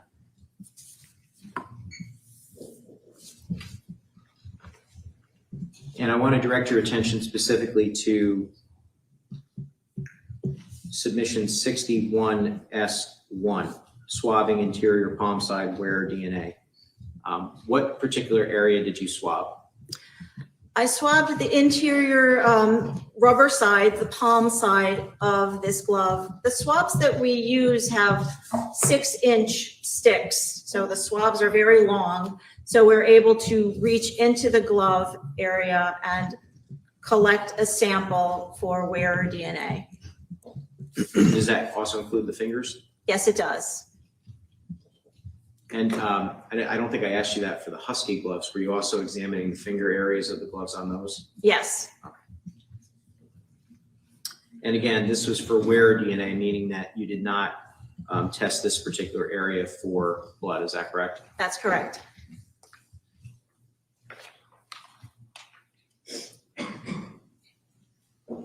You took additional swabbing, specifically 61S2. Could you just indicate what that was? 61S2 was an area, a sample from an area from the cuff edge on the palm side of the glove. As you can see in this photograph, there is some soiling on this glove, but there is less soiling in that area along the edge. So I proceeded to test that area with a chemical screening test for the presence of blood. I obtained a positive result indicating the presence of blood. And I chose to swab up that area and label it 61S2 and forwarded that to the DNA unit. And the area that you designated as 61S2, that is outlined here in the photograph in red. Is that correct? That's correct. All right, there appears to be, for lack of a better term, 2 red boxes on the bottom of the glove. 61S2 would be the bottom red box. Is that correct? That's correct. All right. And now with respect to 61S3, we see that is the area designated above 61S2. Is that correct? That's correct. And what type of swabbing did you do for that? I also tested that area with a chemical screening test for the presence of blood, and I obtained a positive result indicating the presence of blood. Therefore, I took an additional swabbing and labeled that 61S3 for DNA analysis. And now I'm going to display the photograph, lab 61S4 and 61S5.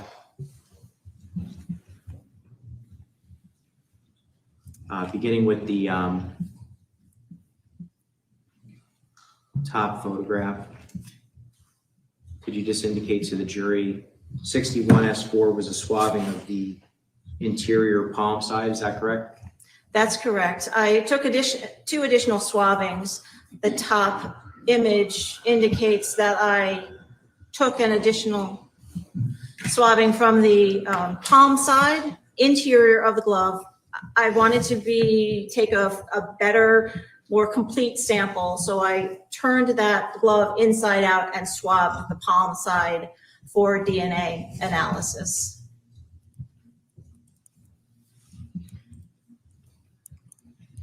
And then with respect to 61S5, which is denoted in the bottom photograph here.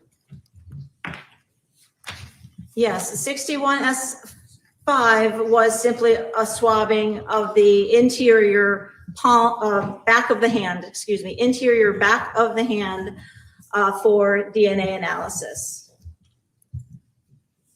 So no screening test done on that, is that correct? That is correct.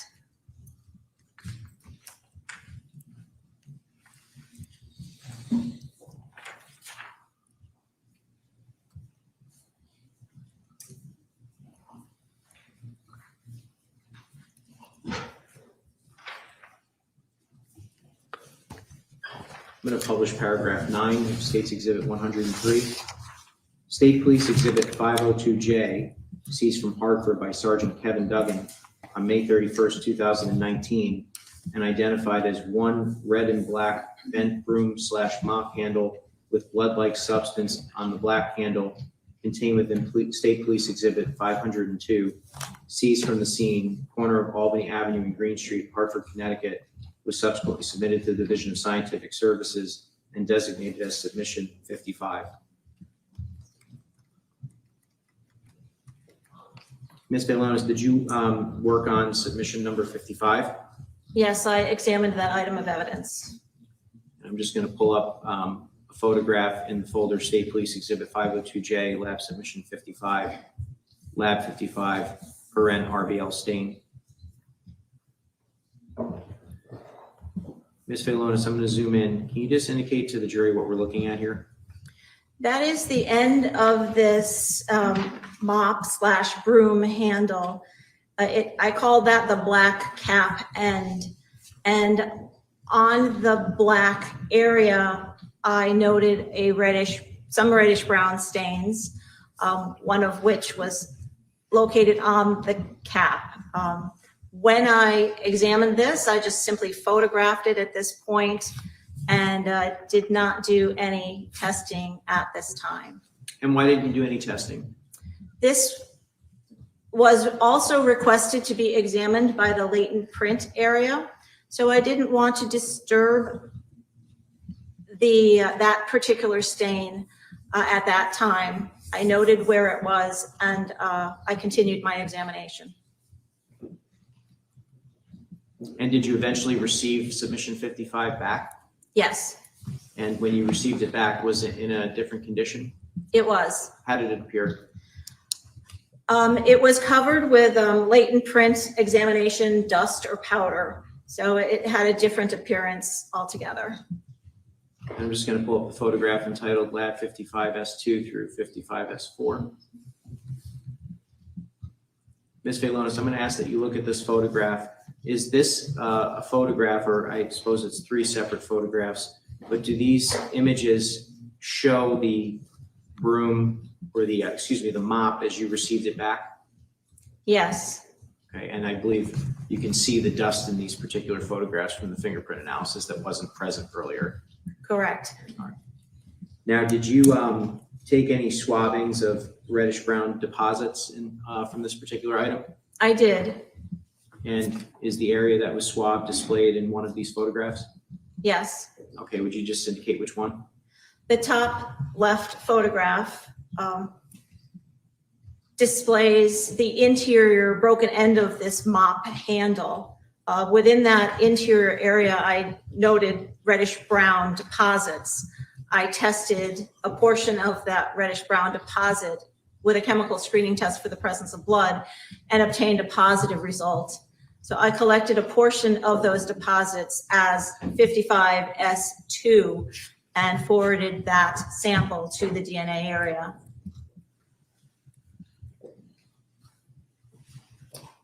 And in the bottom left-hand photograph, 55S3.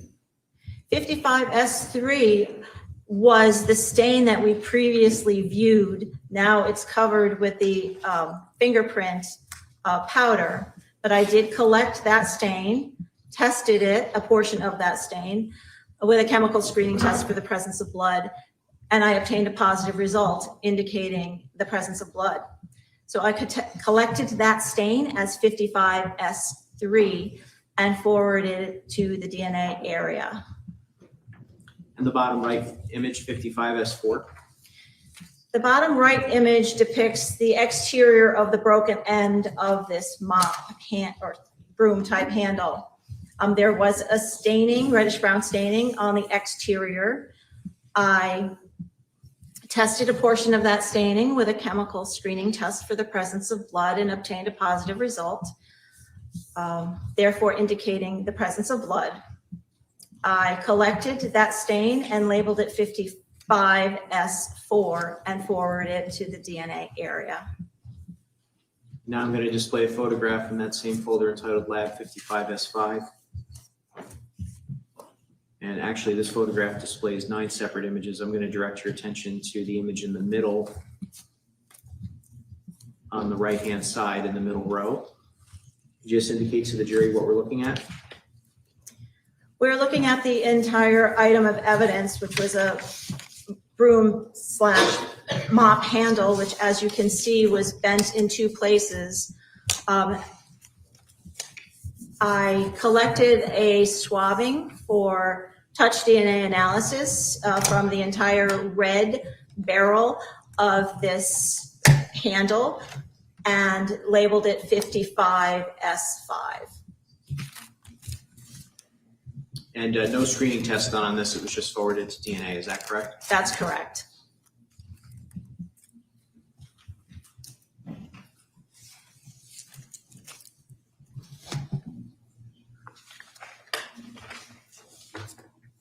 Going to publish paragraph 10.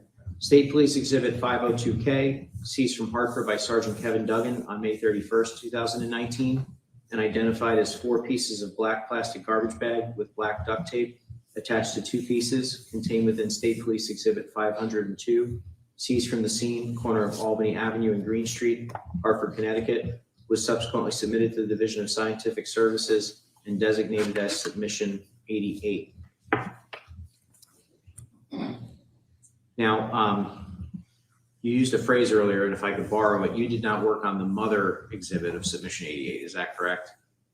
Or at least with respect to 88-1. That's correct. But there were items found by Mr. Parisi in fingerprint analysis that you subsequently analyzed, is that correct? That's correct. All right. So I'm going to open the folder entitled State Police Exhibit 502K Lab Submission 88. There's a subfolder entitled 88-1.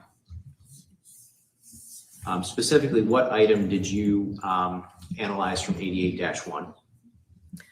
I examined an item of evidence labeled 88-1-1, and it was named green/yellow sponge located inside untorn bag.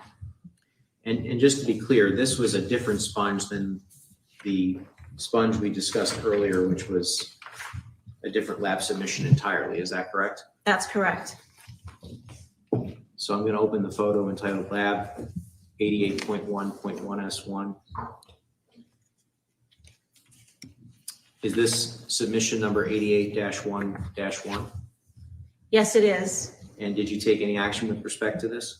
I did. What did you do? I examined this looking for any reddish brown stains on this sponge, and I did not observe any reddish brown staining on this sponge. There was a darkish stain on this sponge, which I tested with a chemical screening test for the presence of blood, and it was negative. I did collect a swabbing of this sponge for touch DNA analysis, and I labeled that swabbing as 88-1-1S1 swabbing of, and named it swabbing of sponge all sides. And did you collect any trace evidence from this sponge? I did.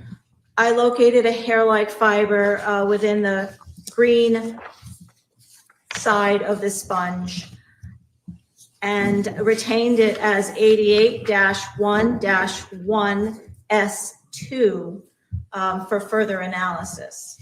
And I'm now displaying the photograph entitled 88.1.1S2. And I'm going to ask if I could just direct your attention to the bottom photograph or bottom image. Does that image show the hair-like fiber that you collected? Yes, the hair-like fiber is there, and also a portion of other trace materials. So if we could just draw a distinction between the two, is the other trace materials in the center top of the particular image? Yes, it is. And so the hair-like fiber that you collected is to the left side of the image and underneath that. Is that correct? Yes, it's above the 1 to 1.5 centimeter of the ruler. And this was also similar to the hairs that you discussed earlier. Did you analyze this particular hair-like fiber to determine whether or not it was of human origin? Yes, I did. And what was your conclusion? I determined that it was indeed a human hair, and it had a root with tissue-like material on the root. And did you go through the same process in terms of putting it under a microscope and things of that nature? Yes, I examined it microscopically, photographed it as per protocol, and took my sample, meaning I took the root portion of the hair from the shaft and forwarded that to DNA.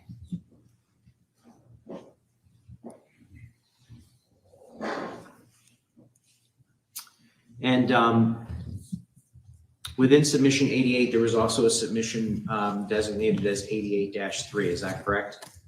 Yes. And what was submission 88-3? 88-3 was designated as a torn black plastic bag with knot and black tape. I believe the latent print unit designated it as one torn black plastic bag tied in a knot on one side, black tape attached to the bag, RB stains on bag, And what does RB stand for? reddish brown.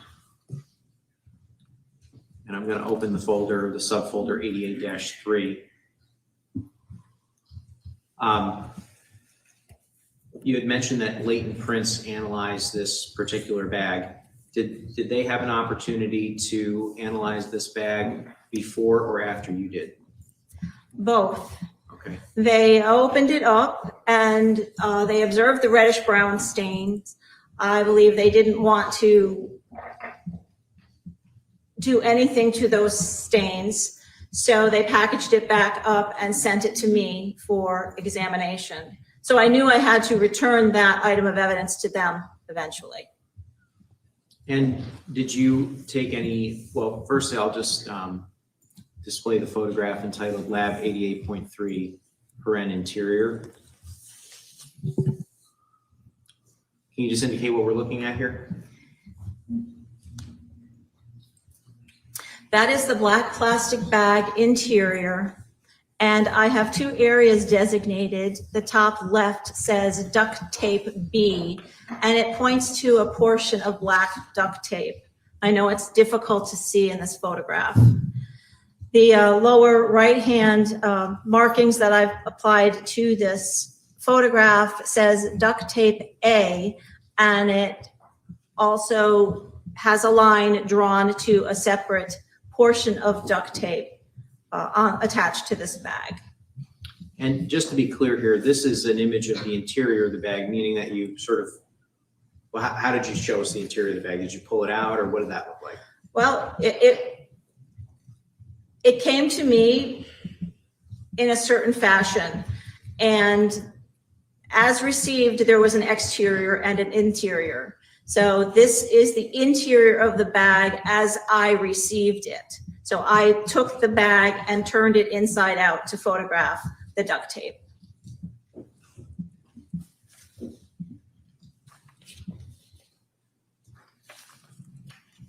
I'm going to show a photo Lab 88.3. Does this image depict the exterior of the bag as you received it? It does. The bag opening is on the bottom of this image, so you might have to think upside down at this point, but that the bottom is at the top and the top is at the bottom. All right, so just to be clear, I have the benefit of the mouse here. This is actually here, the opening of the bag. Is that correct, what I'm circling? That's correct. And then this would be the bottom of the bag? Correct. Now, was this eventually submitted back to Latent Prints? After I performed some analysis, yes. Okay, and that's what I wanted to talk to you about, the analysis that you did. You took some swabbings of this particular item, is that correct? Yes. And I'm going to display the photograph Lab 88.3 S1 and 88.3 S5. Prior to giving it back to Latent Prints so that they could do their analysis, how many swabbings of this particular bag did you take? I took 4 swabbings.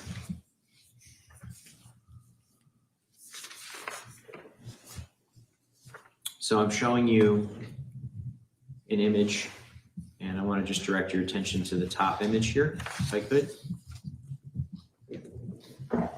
I see a designation S1 with a blue circle around a particular area of the bag. Can you just tell the jury what that is? Yes. This bag was received with a knot in it, and I proceeded to loosen that knot a bit so that I could swab the knot area and as well as the internal surfaces of that knot. During that time, I observed a hair-like fiber that was entangled in this knot. So I removed that hair-like fiber. So the swabbing that I took from the interior of the knot, I labeled 88-3 S1 and named it swabbing of bag knot area. The hair-like fiber that I removed, I ultimately labeled as 88-3 S5 hair-like fiber, which I abbreviated as HLF, from knot area. And did you do an analysis of that hair-like fiber to determine whether or not it was human in origin? Yes, I did. And did you go through the same process that we've already discussed? Yes. And what was your determination? I determined that it was in fact a human hair with a root, and there was tissue-like material on the root end of that hair. I removed that root end and forwarded that root to DNA. I designated that root area as 88-3 S5.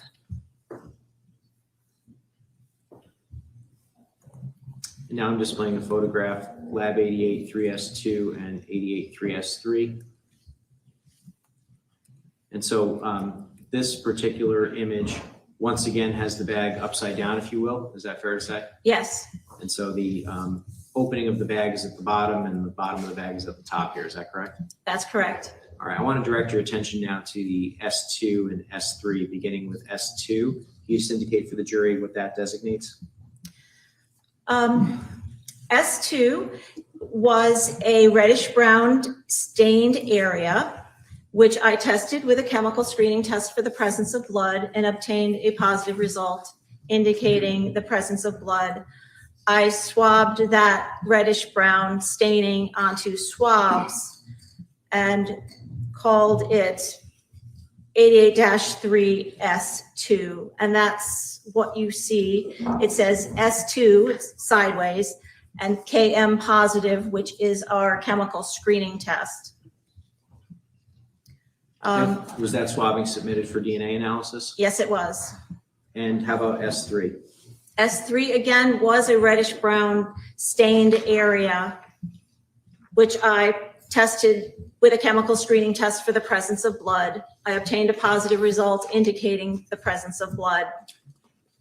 I swabbed up that staining, designating it as 88-3 S3 and forwarded it to the DNA area.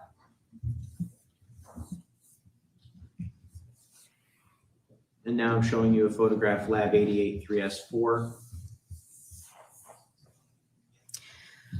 What does this show? These are 2 images of the 2 different duct tapes on the interior of the bag. The duct tapes were situated in such a way that they were folded over with a slight exposure of the sticky side. And I wanted to collect a sample from the sticky side of those pieces of duct tape. So both pieces of duct tape, I swabbed the exposed white sticky side for DNA analysis, and I designated that collection as 88-3 S4. And so no screening test for blood was done on that particular swabbing, is that correct? That's correct. Now, after you completed the 4 swabbings that we just discussed on this particular item, was it given back to Latent Fingerprints for them to do their own analysis? I did take one more sample. I labeled it 88-3S6, and those were a trace collection, hair-like fibers and other trace materials from the bag interior. So I collected those, labeled those, and set those aside. But after I collected the trace, I did forward this bag to the latent print unit. Incidentally, you had mentioned that some of the areas that you swabbed had a red or a brown color, is that correct? Yes, reddish brown staining. Not visible in the photographs. How were you able to view them? It was difficult because it is a black surface, but I saw some reddish brown staining, and I knew that I had to collect that sample prior to going to latent prints. I didn't want to lose it after they process it, maybe with their dust or however they process it. So it was my intention to make sure that I collected that staining before it might be more difficult to find it after their process. And you eventually got the item 88.3 back from latent prints, is that correct? Yes. I'm just going to display the photograph, lab 88.3 post LP.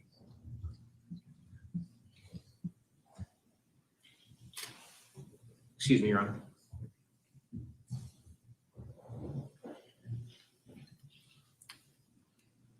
Can you just indicate to the jury what we're looking at here? This is a photograph of the bag after it had been processed by the latent print unit. As you can see, it's in a different form right now. The knot has been unknotted per se, and I received it back in 2 separate portions. The main portion of the bag, and above that main portion of bag was a smaller portion of black plastic. And so I want to just direct the jury's attention so we're clear. This is now the top of the bag where the mouse is scrolling back and forth. Is that correct? Yes, the top is on the top side, correct. And this portion here, which appears to be a oval or circular portion of plastic bag, you indicated that this was detached from the rest of the bag? Yes, it is. And so after this, did you perform any additional swabbing when you received it back in this condition? Yes, I did. I'm just going to pull up the photo, lab 88 3S7. And can you just indicate to the jury what we're looking at here? Those are 2 separate images of the exterior of the bag, one side of the bag, and I flipped it over and photographed the other side of the bag, both being the exterior of the bag. And is the area that you swabbed and designated as swabbing number 7 displayed here? It is. And I'm just going to direct your attention now to the left-hand side of the plastic bag in the top image, which appears to be near the opening. There appears to be a blue outline. Is that the area that you swabbed? Yes, I designated on that image the approximate area that I swabbed on the exterior of this bag for touch DNA analysis. And similarly, the bottom? Yes, correct. I swabbed the exterior opening of the bag for DNA analysis. And now I'm going to show you a photograph, lab 88 3S7 paren 2. What does this show? That shows the separate portion of the black plastic bag as I received it from the latent print unit. And did you swab this as well? Yes. I swabbed both sides of that black portion of plastic bag as S7 as well. May I take a moment to review my notes? Certainly.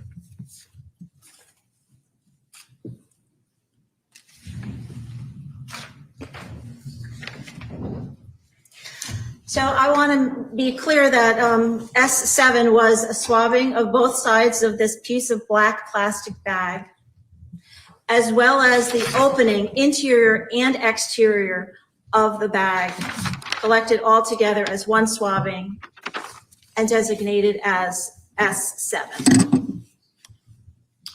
And And that included this area here, the detached portion of the bag, is that correct? Yes, And you swabbed both sides of this as well? yes, Ms. Dulos, do you have gloves? I do. Okay.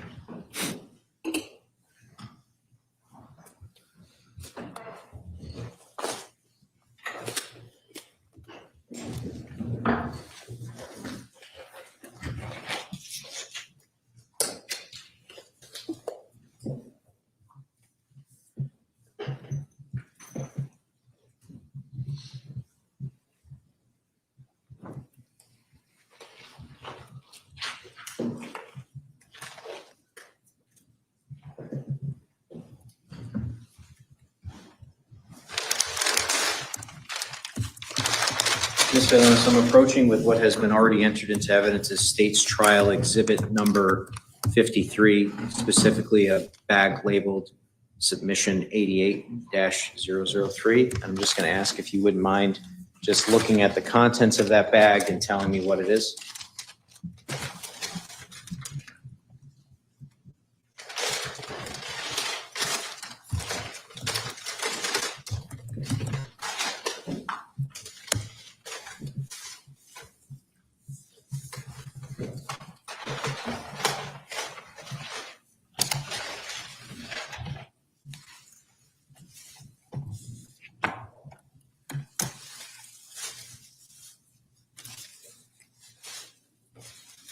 It is the black plastic bag and piece of plastic bag that I examined labeled 88-3 Judge, would it be all right if the witness step down briefly? Yes. with the item of evidence. Yes, yes, ma'am.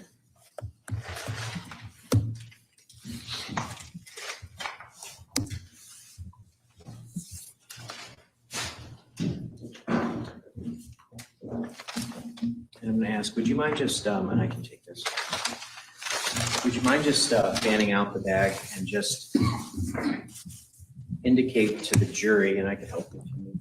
I ask counsel to stand back just a little so I don't have to stand over by this table, so I can't see what's going on. Oh, okay. Is this all right, Attorney Shaw? Yes. Okay. So this is indeed the black plastic bag that I examined. As you can see, the area that I tested and collected, the reddish brown stains labeled S2 and S3 are marked on this bag with a silver marker. My initials are also within those circles. The swabbing that I took, that I designated as S7, was approximately the edge of the black plastic bag, interior and exterior, as well as the black portion of the bag. So this top area here, the interior and exterior, would have been swabbing 7, is that correct? Yes, Along with the separate piece? yes. Well, imagine that the bag was knotted and someone may have been handling this bag, as I imagined as I examined my evidence, that perhaps the bag was knotted and someone would be touching or carrying this bag. And that was my thought process in collecting that sample.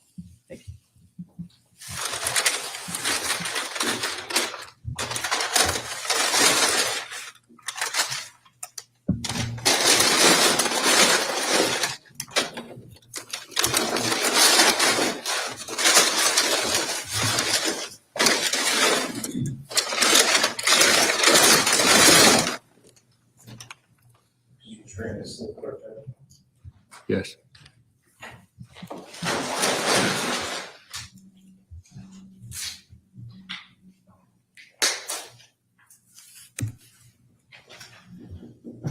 I just have a moment, Your Honor.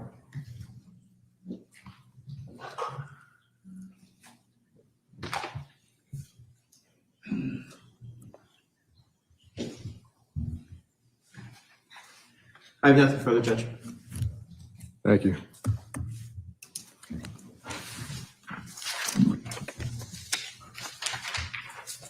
May I just return the exhibits to? Yes.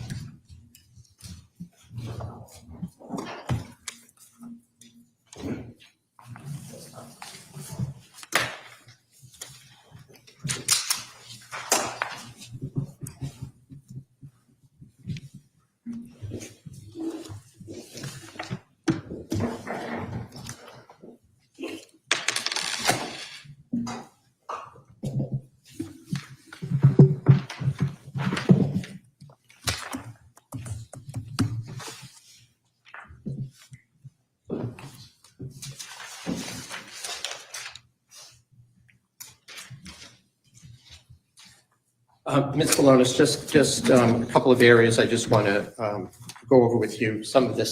A lot of questions I asked your colleague, Ms. Roy, who was here yesterday, correct?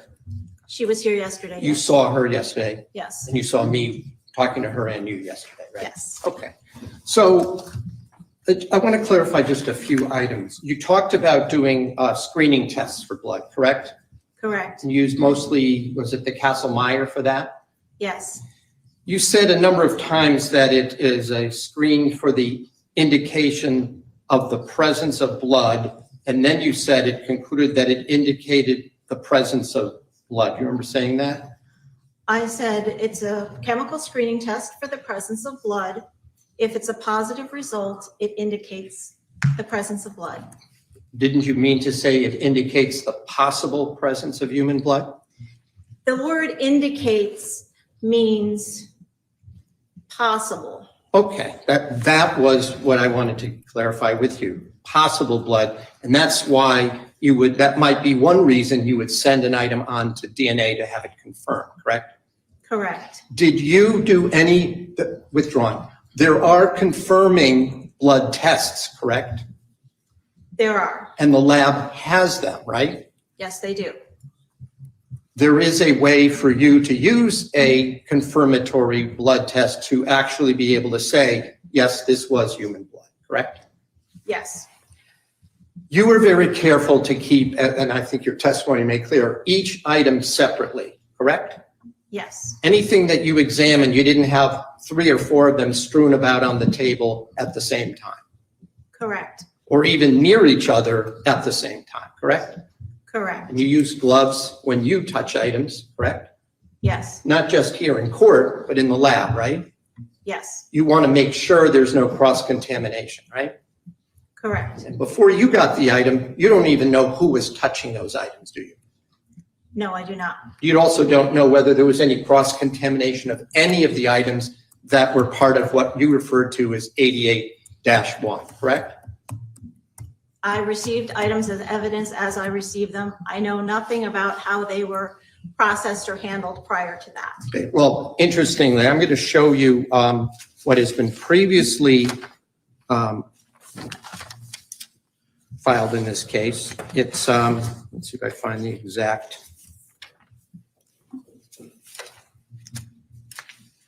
It's from Exhibit 42, Folder 4, Item 7. I'm just going to show you an image, and I just want to make sure this is not how you would examine.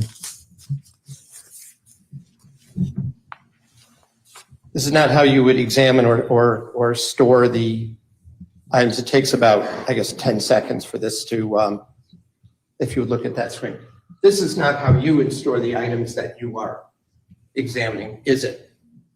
Well, I just object, Your Honor. I mean, it's vague and Well, the question is, would you store items as they would appear in a trash can on a city street? The answer is obvious. Yeah, it's an obvious answer, but what would the answer be? Clearly, I would not store evidence in a trash can on a city street. Now, you don't know the items that you looked at. Were you even aware it came out of a trash receptacle on Albany Avenue at the corner of Green and Albany? Yes, But nobody ever showed you this image, did they? 4-272? I've never seen this image before. Is it fair to say that if this is how the items were in the receptacle, there might be some cross-contamination of the items as they were presented to you?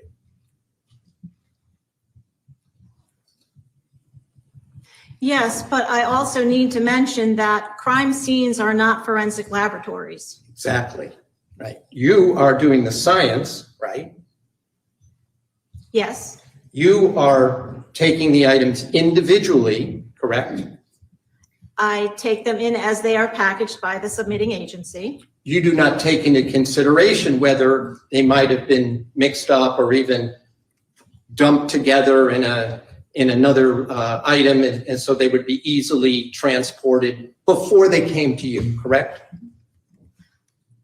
I trust the submitting agency to perform their duties as they are trained, and I take in the evidence as it is presented to me. All right, so you would trust them to handle it correctly, is what you're saying, right? Yes, So dumping everything from that barrel into one larger construction bag and bringing it someplace else, would that not be within the protocol as you understand it? I don't see any alternative. Would you like them to spread out paper and go through this garbage can item by item on a city street?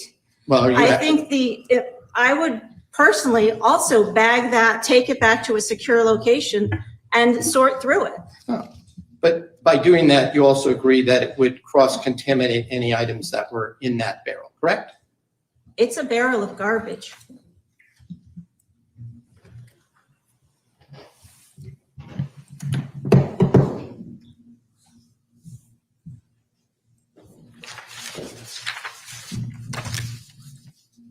I just want to ask you about lab exhibit 81-1-1S1, which was a sponge yellow and with a yellow side and a green side. You testified about that, correct? Yes, please let me retrieve my notes. 88-1-1S1. I'm sorry, what was that? 88-1-1S2 or 88-1-1. Oh, hold on. You may be, no, 88-1-1. Yes, You have a document on that, I do. correct? When you were shown a different set of hair-like fiber, this was the yellow and green sponge that one of the two yellow-green sponges that you testified about, correct? Yes, it was labeled green yellow sponge located inside untorn bag. When you say the untorn bag, it's one of the two black bags that were part of 88-1, correct? Garbage bag. I'm assuming so from the numbering, but I've not seen those other bags. So when you obtained that item, the green yellow sponge that we saw those pictures right at the end there, correct? At the end of your testimony on direct, I mean, correct? Yes, And I just want to make sure that we're talking about the same one. So I'm going to.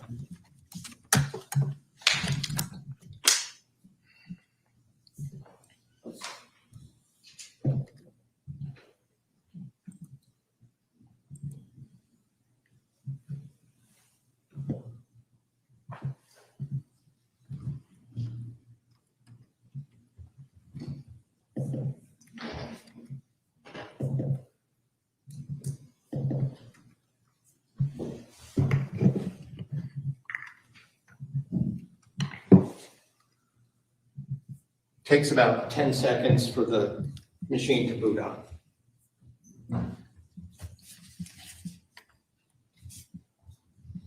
There it is. This is the item that you identified. This is from the state's exhibit. And it says lab 88-1.1S1, correct? yes, 88-1-1S1, swabbing of all sides. And this item appears to be what I would call like a pot scrubber type of kitchen sponge. Is that I right? call it a household or kitchen type sponge. But one side is an abrasive, the bluish green side is abrasive, right? That's correct. And the other side is a yellow, more absorbent side, right? That's correct. And it's like any of these, I can't think of a brand name, but the ones where, you can wash, the abrasive side you can use to remove maybe dirt or food items, and then you can use the other side for a more smoother finish, for want of a better way to describe it. Yes, You looked at both sides of this item, correct? I looked at all sides of this item, correct. And then you noted, well, first of all, was this item, the way it's labeled, was this inside the black garbage bag that you were talking about before on direct? I received it individually packaged. Do you know, did you discuss this with any of your fellow forensic colleagues as to how it became individually packaged? I don't recall any conversation. Did you have notes as to whether or not the latent print examiner removed this from the interior of the garbage bag? Well, I would just object to the form of the question. There's multiple garbage bags here, and he's specifically asking her about the one we just saw in court, which is 88-3, which is a different bag. Then I will rephrase the question. My apology. So you're aware that there was, you didn't see 88-3 in the courtroom, but you discussed 88-1, didn't you? I'm sorry, repeat the question? In your testimony, didn't you discuss 88-1, the garbage bag?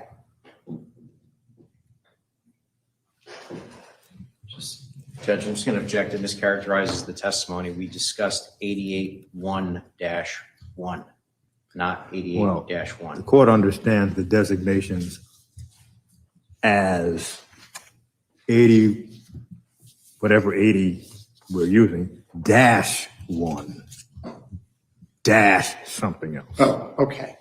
Were there, let's just get this clear. You described there were 2 black garbage bags that were brought to the lab and designated as 88-1. Is that correct? I don't believe I did.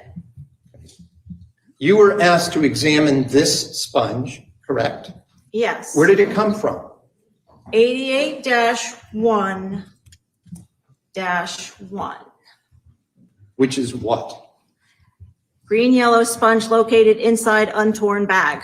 Okay. Did you observe the untorn bag that it was removed from? No, Do you know who removed it from the bag? I could look it up.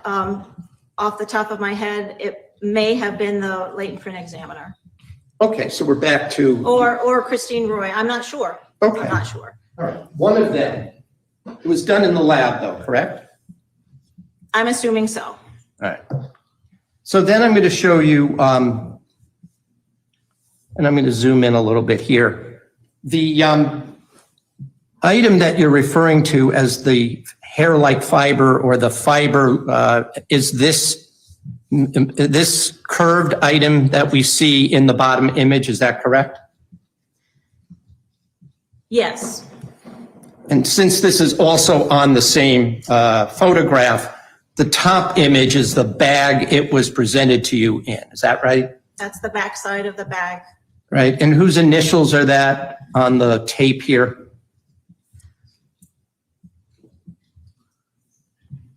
I believe those are Kevin Parisi's.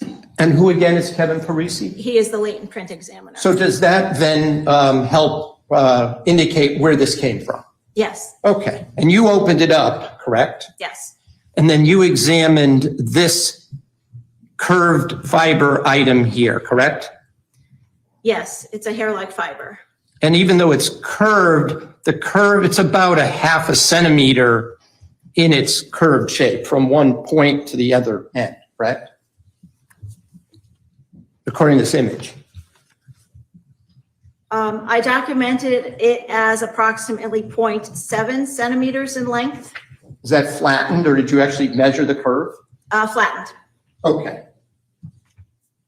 So if this was a crescent, if we're just talking about the circumference, not the circumference, the diameter as a arc, it was about a half a centimeter, correct? 0.4, And if you flatten it out, it's about 0.7, right? correct. Now you said you did some microscopic analysis of this particular hair, is that right? Yes, And I understand you have some images with you that were not shown to the jury yet, is that correct, regarding this hair? correct. And could I see that report that you have there, please? And we'll make a copy, but I don't want it to, stop the question, because I only have a couple more questions about it. Is that it? These are the images. And I take it these are from the lab, correct? Yes, I took those images at the laboratory. Right, and then this is just your set, but it's from the original documents that the lab keeps, right? Yes. All right, so I'm going to mark this for ID with an understanding that I am only going to, we could replace this copy so the witness can have this back, but I'd like to mark these 2 images. I have no objection. But I would maybe, I don't know if we should not actually put the label on these, so we'll make a copy after the break. They belong to the witness, so we should not label them. Okay, but what, could I just have I'll just take. You can use a sticky just to. I'll use a paper clip with the ID on it for now. That'll. And for the record, this is going to be T and U, and I'm going to need some assistance just to turn on the Elmo because.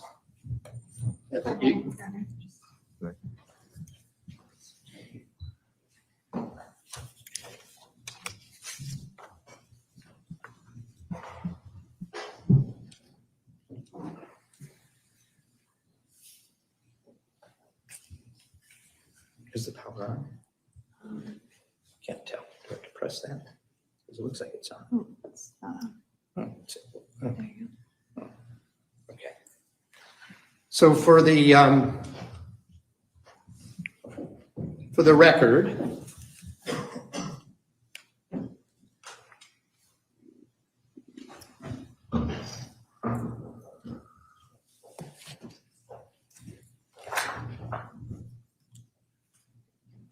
use this more in grade school, Your Honor. Probably work. We can't just have 1 minute. It's like film strips.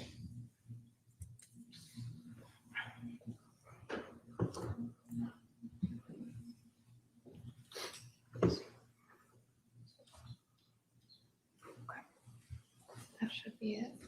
Do I press something else?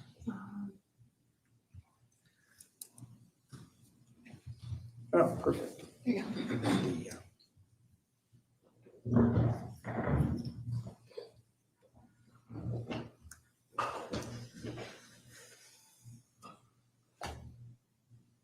Okay, so we're going to call the top, you have 2 pages that are stapled together, correct?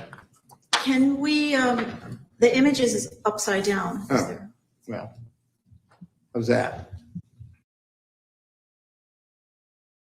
Okay, so the one with the ruler on it, with the Paul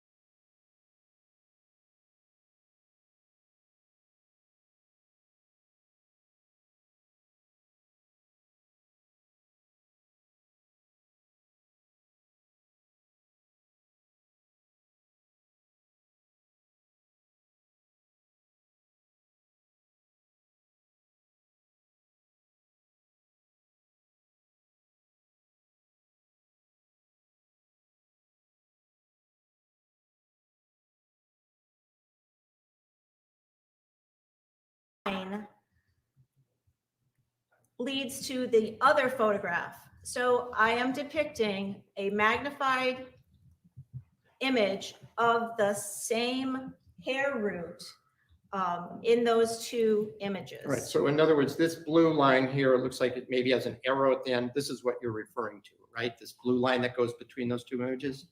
Yes, it's the same hair, the same human hair with tissue-like material at the root at different magnifications. Okay, so now we're going to go to Exhibit U, which we're not going to put on your copy. It will be replaced with a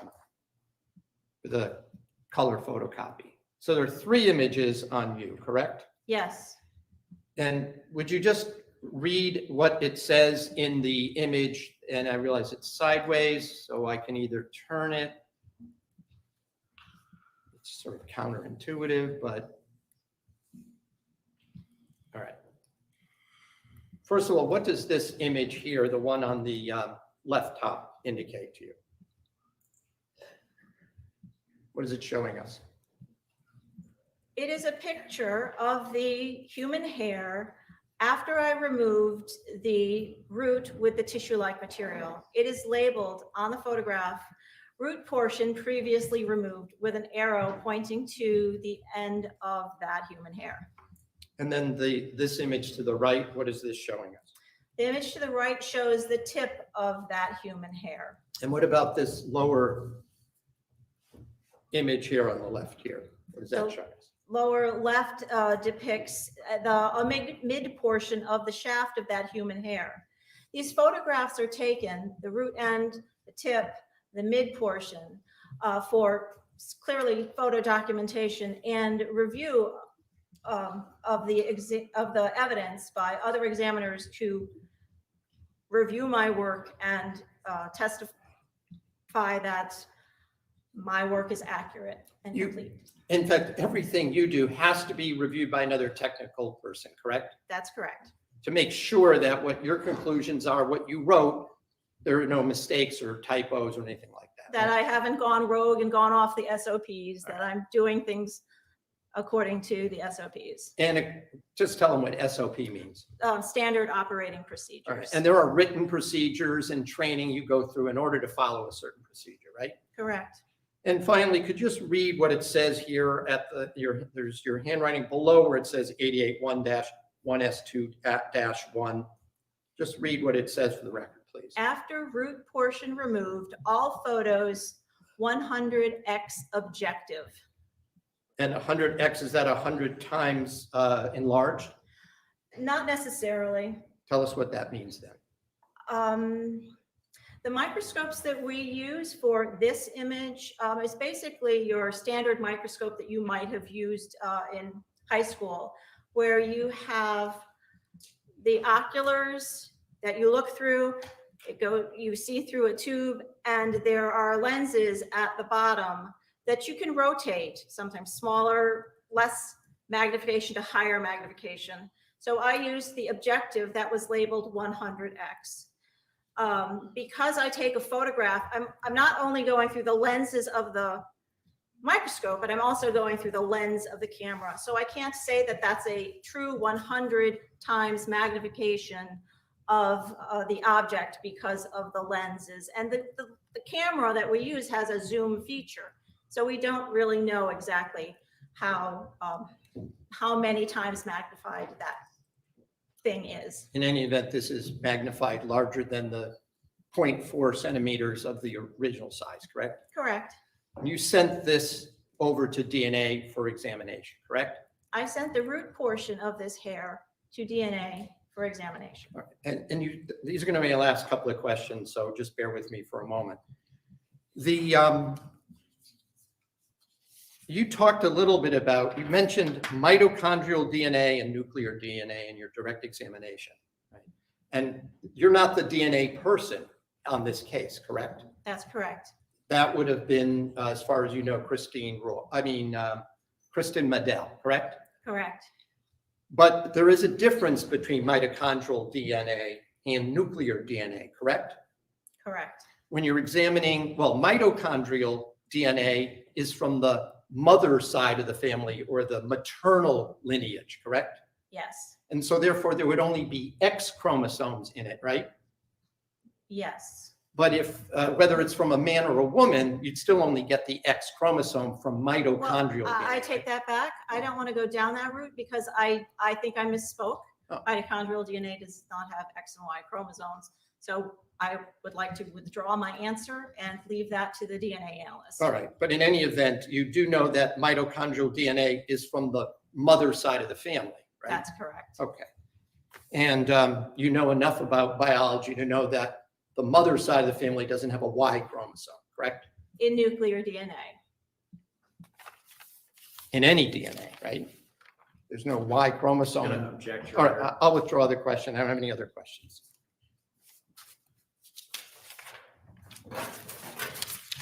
Nothing further, Judge. Thank you, Mr. Bailonis, you may step down. Thank you.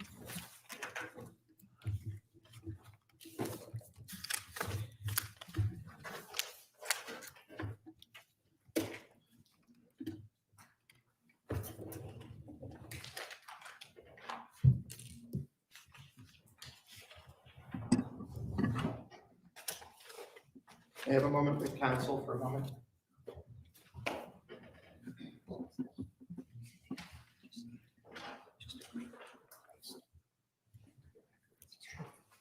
Your Honor, by agreement, the state is going to make a color copy of exhibits T and U, defense exhibits T and U, which I guess are admitted as full. I didn't hear if we were agreeing to that. Oh, there was no offer yet.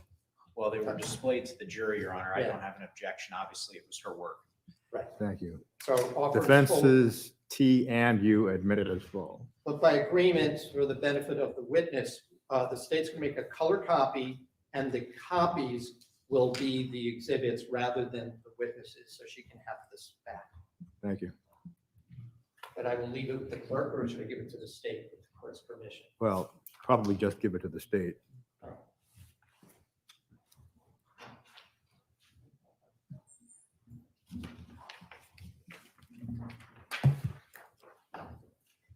Are there any other witnesses the state intends to call? Not today, Judge. Thank you. So ladies and gentlemen, this is the end of your day. We plan to reconvene on Monday at 10 o'clock. Please have a safe weekend. Please do not discuss the case. Please follow no media about the case. Have a good afternoon.